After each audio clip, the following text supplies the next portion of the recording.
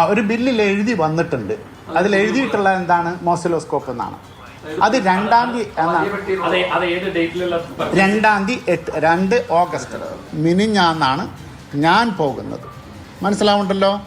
ആ മിനിഞ്ഞാന്ന് അവിടെ ഒരു ഉപകരണമുണ്ട്. അതിൻ്റെ താഴത്ത് മോസിലോസ്കോപ്പ് എന്ന് എഴുതി വെച്ചിട്ടുണ്ട്.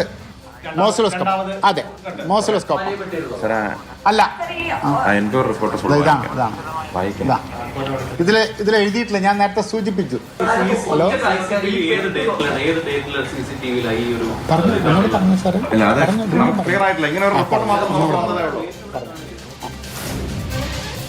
തിരുവനന്തപുരം മെഡിക്കൽ കോളേജിലെ പരാധീനതകളുമായി ബന്ധപ്പെട്ട് ഡോക്ടർ ഹാരിസ് ചിറക്കൽ അദ്ദേഹത്തിന്റെ സമൂഹ മാധ്യമങ്ങളിലൂടെയും പിന്നീട് മാധ്യമങ്ങളിലൂടെയും ചില വെളിപ്പെടുത്തലുകൾ നടത്തുകയുണ്ടായി. അതുമായി ബന്ധപ്പെട്ട അന്വേഷണത്തിലാണ് തിരുവനന്തപുരം മെഡിക്കൽ കോളേജിൽ നിന്ന് ഒരു ഉപകരണം കാണുന്നില്ല എന്നൊരു കാര്യം റിപ്പോർട്ടിന്റെ ഭാഗമായി വരുന്നത്. അത് സംബന്ധിച്ച് അന്വേഷണത്തിന് നിർദ്ദേശം നൽകിയിട്ടുണ്ട് എന്ന് ആരോഗ്യവകുപ്പ് വ്യക്തമാക്കുകയും ചെയ്തു. ആ അന്വേഷണത്തിന്റെ പശ്ചാത്തലത്തിൽ ഇന്ന് ആ റിപ്പോർട്ട് സമർപ്പിക്കുന്നതിന് മുൻപ് തിരുവനന്തപുരം മെഡിക്കൽ കോളേജിലെ പ്രിൻസിപ്പാലും അവിടുത്തെ സൂപ്രണ്ടും ചേർന്ന് നടത്തിയ വാർത്താ സമ്മേളനത്തിൽ സംഭവിച്ച അതിനാടകീയമായ 2 കാര്യങ്ങളാണ് ഇപ്പോൾ പ്രേക്ഷകർ കണ്ടത്. ഒന്ന്, ആ വാർത്താ സമ്മേളനം നടക്കുന്നതിനിടയിൽ തന്നെ ഏതോ ഒരു സാർ മെഡിക്കൽ കോളേജ് സൂപ്രണ്ടിനെ വിളിക്കുന്നുണ്ട്. ആ റിപ്പോർട്ട് പൂർണ്ണമായും വായിച്ചു കേൾപ്പിക്കാൻ നിർദ്ദേശിക്കുന്നുണ്ട്. അത് പ്രിൻസിപ്പലിനെ സൂപ്രണ്ട് അറിയിക്കുന്നുണ്ട്. ആരാണ് സൂപ്രണ്ടിന് മുകളിലുള്ള ആ സാർ എന്നത് ഒരു ചോദ്യചിഹ്നമാണ്. രണ്ടാമത്തേത്, ഡോക്ടർ ഹാരിസ് ചിറക്കൽ ഇല്ലാത്ത സമയത്ത് ഡോക്ടർ ഹാരിസ് ചിറക്കലിന്റെ മുറിയിൽ 2 തവണ പരിശോധന നടത്തി അദ്ദേഹത്തിന്റെ സമ്മതമോ സാന്നിധ്യമോ ഇല്ലാതെ എന്നത് വ്യക്തമാക്കുന്ന ഈ വാർത്താ സമ്മേളനത്തിൽ അദ്ദേഹത്തിന്റെ മുറിയിൽ നടന്ന കാര്യങ്ങളെക്കുറിച്ച്, അവിടെ ഇല്ലാതിരുന്ന ഉപകരണം പിറ്റേ ദിവസം ഉണ്ടായതിനെക്കുറിച്ച് അടക്കമുള്ള ചില വെളിപ്പെടുത്തലുകൾ ഉണ്ടാകുന്നുണ്ട്. എങ്ങനെയാണ് ഒരു HODയുടെ മുറിയിൽ അദ്ദേഹം ഇല്ലാത്ത സമയത്ത് നടത്തുന്ന പരിശോധനയിൽ കണ്ടതും പിന്നീട് കാണാതായതും പിന്നീട് കണ്ടതുമായ ചില വെളിപ്പെടുത്തലുകൾ നടത്തുമ്പോൾ അതിന് ആധികാരികത ഉണ്ടാകുന്നത് എന്നത് മറ്റൊരു സംശയമാണ്. ഡോക്ടർ ഹാരിസ് ചിറക്കലിനെതിരെ ചില നീക്കങ്ങൾ ഇപ്പോഴും നടക്കുന്നുണ്ടോ എന്നുള്ളത് സംശയാസ്പദമാകുന്നത് ആ 2 സാഹചര്യങ്ങളിലാണ്. സൂപ്പർ പ്രൈം ടൈമിലേക്ക് എല്ലാ പ്രേക്ഷകർക്കും സ്വാഗതം. നമ്മളോടൊപ്പം അതിഥികൾ ചേരുന്നു. അഡ്വക്കേറ്റ് കെ അരുൺകുമാർ CPM-ൽ നിന്ന്, അഡ്വക്കേറ്റ് അബിൻ വർക്കി കോൺഗ്രസിൽ നിന്ന്, അഡ്വക്കേറ്റ് VV രാജേഷ് BJP-യിൽ നിന്ന്. ഒപ്പം ഈ റിപ്പോർട്ടുകളുടെ വിശദാംശങ്ങളുമായി അമൽ തേനമ്പറമ്പിലും നമ്മളോടൊപ്പം ചേർന്നു. അമൽ, ഇന്നത്തെ വാർത്താ സമ്മേളനത്തിൽ നടന്നത് എന്താണ്? ആ വാർത്താ സമ്മേളനം എന്തിനായിരുന്നു? അതിലൂടെ പറഞ്ഞു വെക്കാൻ ശ്രമിച്ചത് എന്താണ്? എന്തെങ്കിലും വിശദീകരിക്കാൻ കഴിഞ്ഞിട്ടുണ്ടോ അത് നടത്തിയവർക്ക്? അതായത് ഈ ഹാരിസ് ചിറക്കലിന്റെ വെളിപ്പെടുത്തലുകളുമായി ബന്ധപ്പെട്ട ഒരു അന്വേഷണം നടന്നിരുന്നു. ഒരു 4 അംഗ സമിതി അത് അന്വേഷിച്ചു പോയി. അന്വേഷണ സമിതിയുടെ റിപ്പോർട്ടിൽ ഒരു കണ്ടെത്തലുണ്ടായിരുന്നു. അവിടെ നിന്നും ഒരു പ്രധാനപ്പെട്ട ഉപകരണം കാണാനില്ല, മോസിലോസ്കോപ്പ് എന്നൊരു ഉപകരണം കാണാനില്ല എന്നാണ് പറയുന്നത്. 12 ലക്ഷം രൂപയാണ് അതിന്റെ വില. ശശി തരൂർ MPയുടെ ഫണ്ടിൽ നിന്നും വാങ്ങിയ ഒരു ഉപകരണമാണ്. അപ്പോൾ അത് കാണാനില്ലാത്തത് അന്വേഷിക്കാൻ മറ്റൊരാളെ നിയോഗിച്ചു. DME ആയിരുന്നു അതിന്റെ അന്വേഷണ ചുമതല. അതിന്റെ ഭാഗമായിരുന്നു ഇവിടെ ഒരു പരിശോധനയൊക്കെ നടന്നത്. ആ കാര്യങ്ങളിലെ അന്വേഷണം എവിടെ വരെ എത്തി എന്നുള്ള കാര്യത്തിൽ ഒരു വ്യക്തത നൽകാൻ വേണ്ടിയാണ് വാർത്താ സമ്മേളനം വിളിച്ചത്. പക്ഷേ അരമണിക്കൂറിലധികം നീണ്ട വാർത്താ സമ്മേളനം പൂർത്തിയാകുമ്പോൾ വ്യക്തതയുണ്ടായില്ല എന്ന് മാത്രമല്ല, സമ്പൂർണ്ണം അവ്യക്തമായ കാര്യങ്ങൾ നിൽക്കുകയാണ്. എന്താണോ പറയാൻ ഉദ്ദേശിച്ചത് അതിനെല്ലാം ഘടകവിരുദ്ധമായാണ് കാര്യങ്ങൾ വന്നിരിക്കുന്നത്. പക്ഷെ ഒരു കാര്യം ചോദിച്ചോളട്ടെ, അവിടെ പറയാൻ ശ്രമിച്ചത് എന്താണെന്ന് പറഞ്ഞില്ല എങ്കിലും, അതായത് ആ കാണാതായ ഉപകരണം ഡോക്ടർ ഹാരിസ് ചിറക്കൽ അഡീഷണലായി പർച്ചേസ് ചെയ്ത് അദ്ദേഹത്തിന്റെ പേരിലുള്ള കളങ്കം മാറ്റാൻ ശ്രമിച്ചു എന്ന ഒരു സൂചനകൾ നൽകുന്ന, അത്തരത്തിൽ ചില സൂചനകൾ നൽകുന്നതായിരുന്നു ആ വാർത്താ സമ്മേളനം എന്ന് വിചാരിക്കുകയാണെങ്കിൽ അതിന് ഘടകവിരുദ്ധമായ കാര്യങ്ങൾ ആ ഏജൻസിയുടെ ഭാഗത്തു നിന്ന് തന്നെ പിന്നീട് വരികയല്ലേ? അത് ഈ ഡോക്ടർ ഹാരിസ് ചിറക്കലിനെ സംശയത്തിന്റെ നിഴലിൽ നിർത്തിക്കൊണ്ട് തന്നെയായിരുന്നു ആ വാർത്താ സമ്മേളനം ഉടനീളം പൂർത്തീകരിച്ചത്. അതിന്റെ ഏറ്റവും ഒടുവിൽ കൃത്യമായി തന്നെ പറഞ്ഞു വെക്കുന്നുണ്ട്. അവിടെ ഒരു ഉപകരണം കഴിഞ്ഞ ദിവസം ആദ്യ പരിശോധന ഇല്ലായിരുന്നു, ഉപകരണം രണ്ടാമത്തെ പരിശോധനയിൽ ഉണ്ടാകുന്നുണ്ട്. അത് പുതിയതാണോ എന്ന കാര്യമൊക്കെ ഇനിയും പരിശോധിക്കണം എന്നുള്ളതാണ്. അപ്പോൾ എടുത്തെടുത്ത് മാധ്യമപ്രവർത്തകർ ചോദിക്കുന്നു, അത് ഹാരിസ് ചിറക്കലിന് വേണ്ടി ആരെങ്കിലും കൊണ്ട്, അങ്ങനെയല്ല, അങ്ങനെ പറയുന്നില്ല. പക്ഷേ സൂചനകൾ ഉണ്ടായിരുന്നു. മാത്രമല്ല, ലക്ഷ്യം വെക്കുന്നത് ഹാരിസ് ചിറക്കലിനെയാണ് എന്ന് നല്ല വിധത്തിൽ ആളുകൾക്ക് മനസ്സിലാവാൻ പരുവത്തിനാണ് എല്ലാം പറഞ്ഞ് അവസാനിപ്പിച്ചത്. അവ്യക്തതകൾ ഉണ്ടായിരുന്നുവെങ്കിൽ ലക്ഷ്യം അതായിരുന്നു, പക്ഷേ അത് പൊളിഞ്ഞുപോയി എന്നുള്ളതാണ് അതിൽ ഏറ്റവും പ്രധാനപ്പെട്ട കാര്യം. മാത്രമല്ല, അതിനുശേഷം ഈ പറയുന്ന ഏജൻസിക്കാരടക്കം അത് നമ്മളെ അടുത്ത് പറയുകയും ചെയ്തിരുന്നു. അതിലുണ്ടായിരുന്ന ഉപകരണം തിരുവനന്തപുരത്താണ് ശരിയാക്കിയത്. അതിൽ ഒരുപാട് പഴയ ഉപകരണമാണ്, നന്നാക്കാൻ പറ്റാത്തതുകൊണ്ട് തിരിച്ചവിടെ കൊടുത്തു. പരിശോധനയാണ് അമൽ അവിടെ നടത്തിയത്. ഒന്നാമത്തെ കാര്യം, അത് ഒരു ഡെലിവറി ചെല്ലാനാണ്. അത് പക്ഷേ ഒരു ബിൽ എന്നാണ് ഇവർ പറയുന്നത്. അത് 2-ാം തീയതി ആണ് ഡേറ്റഡ് എന്ന് പറയുന്നു. അതായത് 2-ാം തീയതി പർച്ചേസ് ചെയ്ത ഉപകരണം എന്ന നിലയ്ക്കുള്ള സൂചനകളാണ് നൽകുന്നത്. ഒരു കാര്യം വ്യക്തമായും കൃത്യമായും പറയാൻ കഴിയാത്ത ആളുകളല്ല ഈ ഉന്നത അധികാരികൾ എന്ന് പറയുന്നത്. അപ്പോൾ അവിടെ ഒരു ബില്ലുണ്ട് എന്ന് പറയുക, അത് 2-ാം തീയതിയാണ്. അതായത് അതിനുശേഷം ഈ വിവാദങ്ങൾക്കെല്ലാം ശേഷം പർച്ചേസ് ചെയ്തതാണ് എന്ന തോന്നൽ ഉണ്ടാക്കുന്ന തരത്തിലുള്ള കാര്യങ്ങൾ പറയുക. ഇനി രണ്ടാമത്തേത്, ഒരു ഡെലിവറി ചെല്ലാൻ കണ്ടാൽ തിരിച്ചറിയാൻ കഴിയാത്തവരാണോ ഈ പറയുന്ന ആളുകൾ? ഡെലിവറി ചെല്ലാൻ കണ്ടിട്ട് തിരിച്ചറിയുന്നില്ല, അത് ബില്ലെന്ന് വിശേഷിപ്പിക്കുന്നു. അതിൽ ഈ പറയുന്ന കാണാതായ ഉപകരണത്തിന്റെ പേര് മോസിലോസ്കോപ്പ് എന്ന് എഴുതിയിട്ടുണ്ട് എന്ന് പറയുന്നു. അപ്പോൾ ഒരു പുതിയ ഉപകരണം അവിടേക്ക് എത്തിയിട്ടുണ്ട്, അതിന് ബില്ലുണ്ട് എന്നുള്ള തരത്തിലൊരു പ്രതീതി സൃഷ്ടിക്കുകയാണ്. നമ്മളുടെ തുടർച്ചയായുള്ള ചോദ്യങ്ങൾ ഉണ്ടായില്ലായിരുന്നുവെങ്കിൽ ഒരുപക്ഷെ ഇന്നത്തെ വാർത്താ സമ്മേളനം കഴിയുമ്പോൾ ഡോക്ടർ ഹാരിസ് ചിറക്കൽ അവിടെ പുതിയൊരു ഉപകരണം കൊണ്ടുവച്ചു. നേരത്തെ നഷ്ടപ്പെട്ടിരുന്നു, രക്ഷപ്പെടാൻ വേണ്ടി ഒരു ശ്രമം നടത്തി എന്നുള്ള ചിത്രം തെളിഞ്ഞു വന്നേനെ. അങ്ങനെയായിരുന്നു അവർ ലക്ഷ്യം വെച്ചത്. പിന്നീട് CCTV ദൃശ്യത്തിൻ്റെയൊക്കെ കാര്യം പറയുന്നു മാധു. അതായത് ഒരു CCTV ദൃശ്യമൊക്കെ മാധ്യമങ്ങൾ, നമ്മൾക്ക് ഈ CCTV ദൃശ്യത്തിന് പിന്നാലെ നടക്കുന്ന ആളുകളാണല്ലോ, എത്ര സമയം കൊണ്ട് അത് ശേഖരിക്കാനും അതിൽ വ്യക്തത വരുത്താനും ഒക്കെ കഴിയും എന്ന് നമുക്കറിയാവുന്നതല്ലേ. ഇത് ഒരു കതക് തുറന്നിട്ടുണ്ട് കേട്ടോ. ആ കതക് തുറന്ന ഒരാൾ അകത്ത് കയറിയിട്ടുണ്ട്. പക്ഷെ താക്കോലുള്ളയാൾ താക്കോൽ വേറെ ആർക്കും കൊടുത്തിട്ടില്ല. മാത്രമല്ല താക്കോല് കയ്യിലുള്ളയാൾ ടോണി എന്ന് പറഞ്ഞൊരു ഡോക്ടറാണ്. ആ ഡോക്ടർ അവിടേക്ക് എത്തിയിട്ടില്ല. പക്ഷെ ആരോ അകത്ത് കടന്നിട്ടുണ്ട്. അതിന് യാതൊരു തെളിവില്ല. CCTV ദൃശ്യങ്ങളിൽ ആളെ കാണുന്നുണ്ട്, പക്ഷെ അകത്ത് കടന്നതിന് തെളിവില്ല. ഇങ്ങനെയൊക്കെ പറഞ്ഞ് അങ്ങേയറ്റം അവ്യക്തമായി വലിയ ആശയക്കുഴപ്പങ്ങൾ സൃഷ്ടിച്ച് ദുരൂഹതകൾ ബാക്കി വെച്ചുകൊണ്ടാണ് ചോദിച്ചതിന് ശേഷം അതിഥികളിലേക്ക് പോകാം. അമൽ, ഈ ഡോക്ടർ ടോണി എന്ന് പറയുന്നത് ഈ അവിടെ സർജറി മുടങ്ങി എന്ന് ഡോക്ടർ ഹാരിസ് ചിറക്കൽ പറഞ്ഞതിന്റെ പിറ്റേ ദിവസം അവിടെ യഥാർത്ഥത്തിൽ ഉപകരണം ഉണ്ടായിരുന്നു, അത് ഉപയോഗിച്ച് ഡോക്ടർ ടോണി അവിടെ ശസ്ത്രക്രിയ നടത്തി എന്ന് പറയുന്ന ആൾ തന്നെയല്ലേ? അത് തന്നെയാണ്. അതായത് അപ്പോൾ അങ്ങനെയാണ് എങ്കിൽ പ്രിൻസിപ്പലിന് പറയുന്നുണ്ട് അത് മോസിലോസ്കോപ്പ് ആണോ അതോ അത് ഈ പറയുന്ന നെഫ്രോസ്കോപ്പ് ആണോ തുടങ്ങിയ കാര്യങ്ങൾ എനിക്കറിയില്ല, എനിക്ക് അത് സംബന്ധിച്ച വിവരമില്ല എന്ന് പറയുന്നുണ്ട്. പക്ഷെ അവിടുത്തെ തന്നെ യൂറോളജിസ്റ്റായ അവിടുത്തെ തന്നെ സർജനായ ഒരാൾക്ക് തിരിച്ചറിയാൻ കഴിയാതിരിക്കുമോ? ആ മുറിയിൽ 2 തവണ കടന്നപ്പോഴും ഡോക്ടർ ടോണി ഉണ്ടായിരുന്നല്ലോ. മധു, സിസ്റ്റത്തിന്റെ പരാജയം എന്ന വാക്ക് ഉപയോഗിച്ചത് മന്ത്രി തന്നെയാണ്. അതായത് സിസ്റ്റത്തിന്റെ പരാജയം തന്നെയാണ്. കാരണം 12 ലക്ഷം രൂപ മുടക്കി ഒരു ഉപകരണം വാങ്ങുന്നു. മാത്രമല്ല ആ ഉപകരണം ഇവർക്ക് തിരിച്ചറിയാൻ പറ്റുന്നില്ല. ഒരു മെഡിക്കൽ കോളേജിലെ സൂപ്രണ്ടിനും പ്രിൻസിപ്പലിനും ആ സാധനം തിരിച്ചറിയാൻ കഴിയുന്നില്ല, ആ ഒരു ഉപകരണം. മാത്രമല്ല ഈ യൂറോളജി വിഭാഗത്തിലുള്ള ഉദ്യോഗസ്ഥർക്ക് ഈ 12 ലക്ഷം രൂപയുടെ ഉപകരണം ഉപയോഗിക്കാൻ അറിയുന്നില്ല, അവർക്കൊരു പരിശീലനം ലഭിച്ചിട്ടില്ല എന്ന് പറയുന്നത് എത്രത്തോളം വലിയ പരാജയമാണ്. 12 ലക്ഷം രൂപയാണെന്നേ. മാത്രമല്ല ഈ പറയുന്ന രണ്ടാമത്തെ ഉപകരണം, ഈ അവിടെ നിന്നും കണ്ടെത്തിയ ഉപകരണമുണ്ട്. ആ ഉപകരണം കണ്ടിട്ട് അതേ ഡിപ്പാർട്ട്മെന്റിൽ ജോലി ചെയ്യുന്ന ആൾക്ക് മനസ്സിലാക്കാൻ പറ്റുന്നില്ലെങ്കിൽ പിന്നെ എങ്ങനെയാണ് അവർ അവിടെ വരുന്ന രോഗികളെ ഈ ഉപകരണമൊക്കെ വെച്ച് ചികിത്സിക്കുക എന്നുള്ളതാണ് ഏറ്റവും പ്രധാനപ്പെട്ട വിഷയം. അതിസാങ്കേതികമായ പല കാര്യങ്ങൾ ആകെ മൂടപ്പെട്ട നിലയിൽ, മഞ്ഞു മൂടപ്പെട്ട നിലയിൽ ഇന്ന് പറഞ്ഞു വെച്ചത് കൊണ്ടാണ് ആ റിപ്പോർട്ടർ തന്നെ അത് വിശദീകരിക്കേണ്ട ചർച്ചയുടെ തുടക്കത്തിൽ എന്ന് വിചാരിച്ചത്. അഡ്വക്കേറ്റ് കെ അരുൺകുമാർ, അങ്ങേക്കെന്നെ കേൾക്കാമോ? കേൾക്കാം. അഡ്വക്കേറ്റ് കെ അരുൺകുമാർ, ഈ ഉപകരണം കാണാതായതുമായി ബന്ധപ്പെട്ട് സർക്കാർ ഒരു അന്വേഷണ റിപ്പോർട്ട് ആവശ്യപ്പെട്ടു. ആ റിപ്പോർട്ട് സർക്കാരിന് കൊടുത്തിട്ടില്ല. രണ്ടാമത്തേത്, അദ്ദേഹത്തിന്റെ മുറിയിൽ തലേ ദിവസം അല്ലെങ്കിൽ ആദ്യ പരിശോധനയിൽ കാണാതായ ഹാരിസ് ചിറക്കലിന്റെ മുറിയിൽ ആദ്യത്തെ പരിശോധനയിൽ കാണാതിരുന്ന ഒരു കാര്യം രണ്ടാമത്തെ പരിശോധനയിൽ കണ്ടെത്തുമ്പോൾ ഹാരിസ് ചിറക്കലിനോട് എന്തുകൊണ്ടാണ് ഇത് എന്ന് ചോദിച്ചിട്ടില്ല. മൂന്നാമത്തെ കാര്യം, 24 മണിക്കൂർ മുമ്പ് ഈ CCTV ദൃശ്യങ്ങൾ കിട്ടിയിട്ട് അത് കൃത്യമായി പരിശോധന നടത്തിയിട്ടില്ല. നാലാമത്തെ കാര്യം, ഇങ്ങനെ ഒരു അതിക്രമം ഉണ്ടായിട്ടുണ്ട്, അവിടുത്തെ HOD ഇല്ലാത്ത സമയത്ത് HODയുടെ റൂമിൽ അവൈലബിൾ ആയ താക്കോൽ ഉപയോഗിച്ചല്ലാതെ ഒരാൾ കടന്നിട്ടുണ്ട് എങ്കിൽ അതുമായി ബന്ധപ്പെട്ട് മെഡിക്കൽ കോളേജ് പോലീസിനോ മറ്റാർക്കുമോ ഒരു പരാതിയും നൽകിയിട്ടില്ല. ഒരു പരിശോധനയും നടത്താതെ, ഒരു റിപ്പോർട്ടും കൈമാറാതെ, കൃത്യമായ ഒരു വിവരങ്ങളുമില്ലാതെ എന്തിനായിരിക്കാം ഇന്ന് ഇവർ രണ്ടുപേരും വാർത്താ സമ്മേളനം നടത്തിയത്? ഇവിടെ 2 മാസം മുമ്പ് നമ്മളെല്ലാം ദിവസങ്ങൾ ഗൗരവത്തോടെ ചർച്ച ചെയ്ത വിഷയമായിരുന്നു തിരുവനന്തപുരം മെഡിക്കൽ കോളേജിലുമായി ബന്ധപ്പെട്ടുകൊണ്ട് ഒരു പ്രധാനപ്പെട്ട doctor, head of the department തന്നെ ഫേസ്ബുക്ക് പോസ്റ്റ് നടത്തിയത്. അതുമായി ബന്ധപ്പെട്ടുകൊണ്ടുണ്ടായ സാഹചര്യങ്ങളെല്ലാം വിശദമായി ചർച്ച ചെയ്തു. അത് പരിശോധിക്കാൻ 4 അംഗ അന്വേഷണ കമ്മീഷനെ വെച്ചു. കേരളത്തിലെ തന്നെ ഏറ്റവും പ്രധാനപ്പെട്ട ഡോക്ടർമാരും ഡിപ്പാർട്ട്മെന്റ് ഹെഡുമാരുമാണ് ആ വിഷയം അന്വേഷിച്ചത്. അത് അന്വേഷണത്തിന്റെ മധ്യേ ഡോക്ടർ ഹാരിസിനോടും മെഡിക്കൽ കോളേജിലെ മറ്റ് ഡോക്ടർമാരോടും ഇതുമായി ബന്ധപ്പെട്ടുകൊണ്ടുള്ള മുഴുവൻ ആളുകളുടെയും മൊഴി രേഖപ്പെടുത്തി ഒരു അന്വേഷണ റിപ്പോർട്ട് വന്നു. ആ അന്വേഷണ റിപ്പോർട്ടിൽ 1962 സർക്കാർ ജീവനക്കാരുടെ സർവീസ് റൂൾസുമായി ബന്ധപ്പെട്ടുകൊണ്ട്, കോണ്ടക്ട് റൂളുമായി ബന്ധപ്പെട്ടുകൊണ്ട് ഒരു നിയമലംഘനം നടന്നിട്ടുണ്ട് എന്ന് ബോധ്യപ്പെടുകയും 3 ശുപാർശകളുടെ ഭാഗമായി ഏറ്റവും ആദ്യത്തെ ശുപാർശയായിട്ട് ഒരു റൊട്ടീൻ നോട്ടീസ്, ഒരു കാരണം കാണിക്കൽ നോട്ടീസ് ഡോക്ടർ ഹാരിസിന് നൽകി. രണ്ടാമതായി, ഈ സൂപ്രണ്ടുമാർക്ക് ഇത്തരത്തിലുള്ള ഉപകരണം വാങ്ങിക്കേണ്ടി വരുന്ന സാഹചര്യം വരുമ്പോൾ അതിൻ്റെ വാങ്ങൽ പരിധിയിൽ പെടുന്ന പണത്തിൻ്റെ അളവ് അത് ഇച്ചിരി വർദ്ധിപ്പിക്കണം. എല്ലാത്തിനും നമുക്കറിയാം, ഫയലുകൾ നീങ്ങി ഗവൺമെന്റിന്റെ അന്തിമ അനുമതി കിട്ടുന്നതുവരെ കാത്തിരിക്കാൻ ഒരു സാഹചര്യം ഒരുക്കാതെ വാങ്ങൽ പരിധി കൃത്യമായിട്ട് ഉയർത്താൻ വേണ്ടിയിട്ടുള്ള ശുപാർശ വന്നു. മൂന്നാമതായിട്ട്, ഇതേ ഡിപ്പാർട്ട്മെന്റിൽ നിന്ന് തന്നെ കാണാതായ ഒരു ഉപകരണവുമായി ബന്ധപ്പെട്ടുകൊണ്ട് അന്വേഷണം നടത്തണം എന്നതും ശുപാർശയുടെ ഭാഗമായിട്ട് വന്നു. ഇതിൽ ആദ്യത്തെ ശുപാർശയുടെ ഭാഗമായി കാരണം കാണിക്കൽ നോട്ടീസ് കൊടുത്തു. ഡോക്ടർ ഹാരിസ് അതിന് എക്സ്പ്ലനേഷൻ കൊടുക്കാൻ സമയപരിധി ആവശ്യപ്പെട്ടു. ആ സമയം അനുവദിക്കപ്പെട്ടു. രണ്ടാമത്തെയും മൂന്നാമത്തെയും കാര്യങ്ങൾ DMI തന്നെ ഡയറക്ടർ ഓഫ് മെഡിക്കൽ എഡ്യൂക്കേഷൻ തന്നെ പരിശോധിച്ചുകൊണ്ടിരിക്കുന്നു.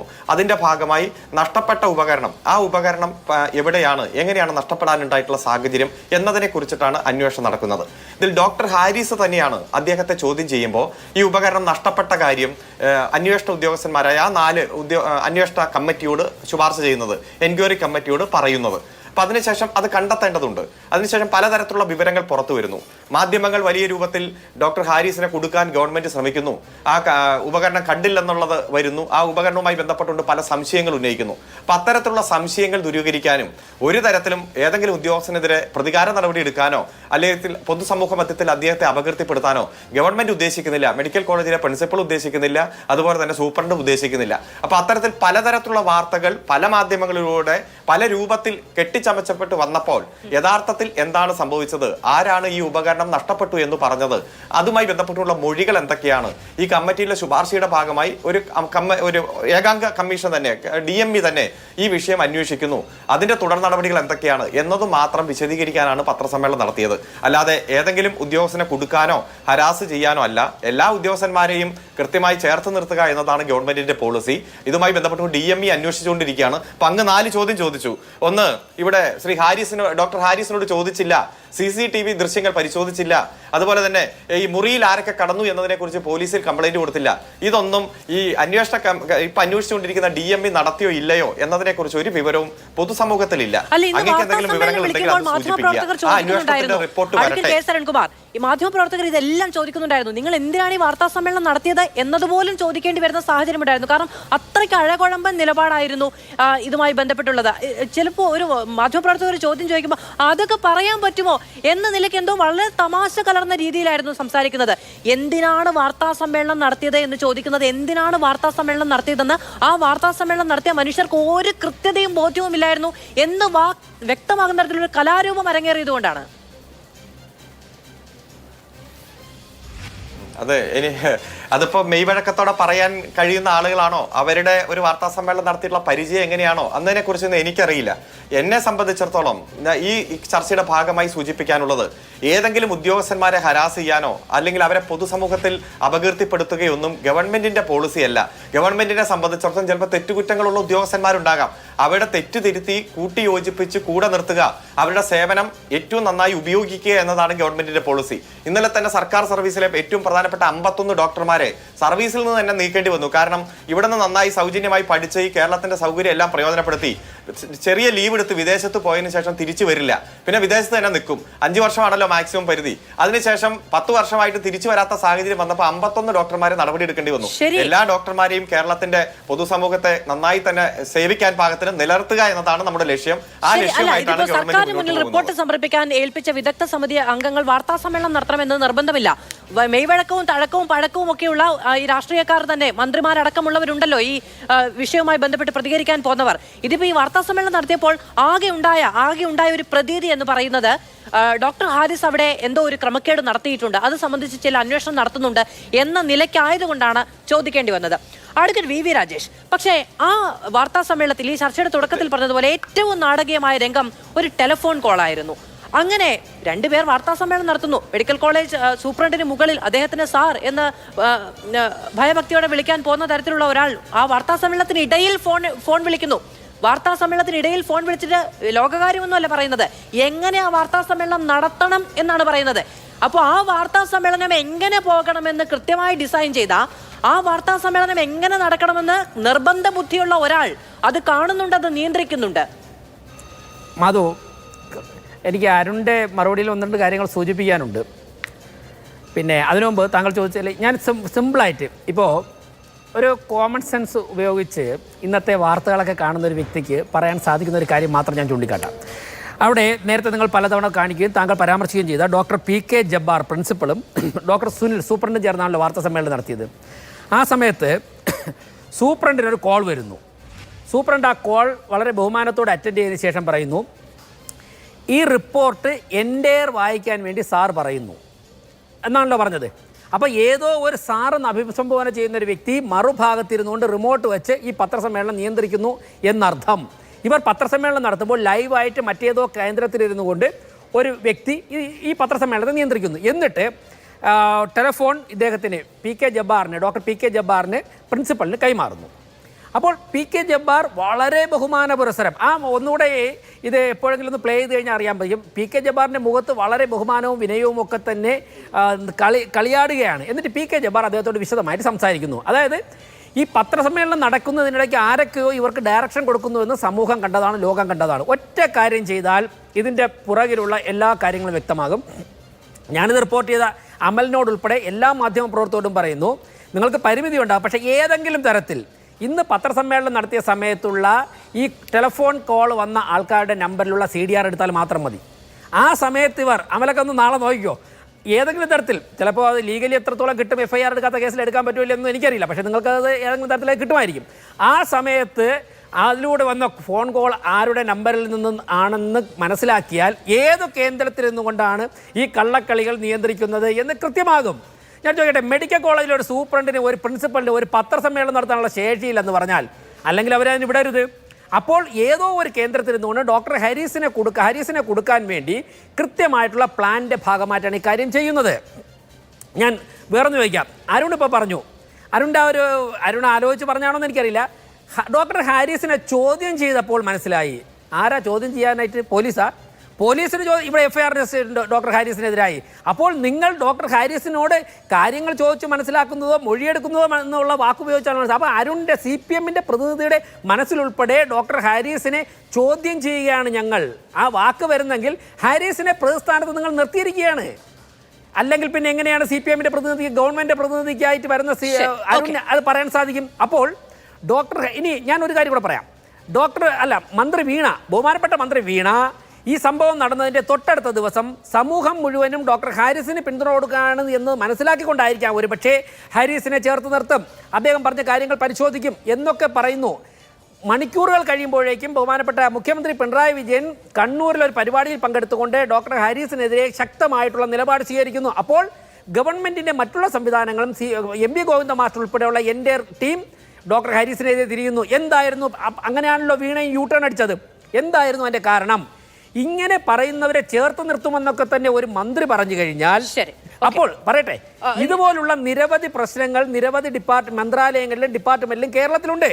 നാളെ ഇതൊക്കെ മറ്റുള്ള ആൾക്കാർ പറയാൻ തുടങ്ങും. അങ്ങനെയാണെന്നുണ്ടെങ്കിൽ ഈ ഗവൺമെന്റിന് ഇപ്പോൾ തന്നെ അടിപതറും. അതുകൊണ്ട് ചേർത്ത് നിർത്തലൊക്കെ ഒറ്റ ദിവസം ഉണ്ടായിരുന്നുള്ളൂ. പിന്നീട് മുഖ്യമന്ത്രി വാർത്താ സമ്മേളനം നടത്തിയതോടുകൂടി ആ കളം തന്നെ തിരിഞ്ഞിരുന്നു. പിന്നീട് സജി ചെറിയാൻ തള്ളി പറയുന്നു, പിന്നീട് പാർട്ടി സെക്രട്ടറി തള്ളി പറയുന്നു. പക്ഷേ ദൗർഭാഗ്യകരമായ സംഭവം കോട്ടയം മെഡിക്കൽ കോളേജിൽ സംഭവിച്ചതോടുകൂടി ഈ വേട്ടക്കിറങ്ങൽ പിന്നീട് പിൻവലിക്കപ്പെടുന്ന ഒരു സാഹചര്യം ഉണ്ടാവുകയായിരുന്നു, അങ്ങനെ സംഭവിക്കുകയായിരുന്നു. ശ്രീ അബിൻ വർക്കി, ഇതിപ്പോ ഡോക്ടർ ഹാരിസിന്റെ സാന്നിധ്യമോ സമ്മതമോ ഇല്ലാതെയാണ് അദ്ദേഹത്തിന്റെ മുറി തുറന്ന് 2 തവണ പരിശോധന നടത്തുന്നത്.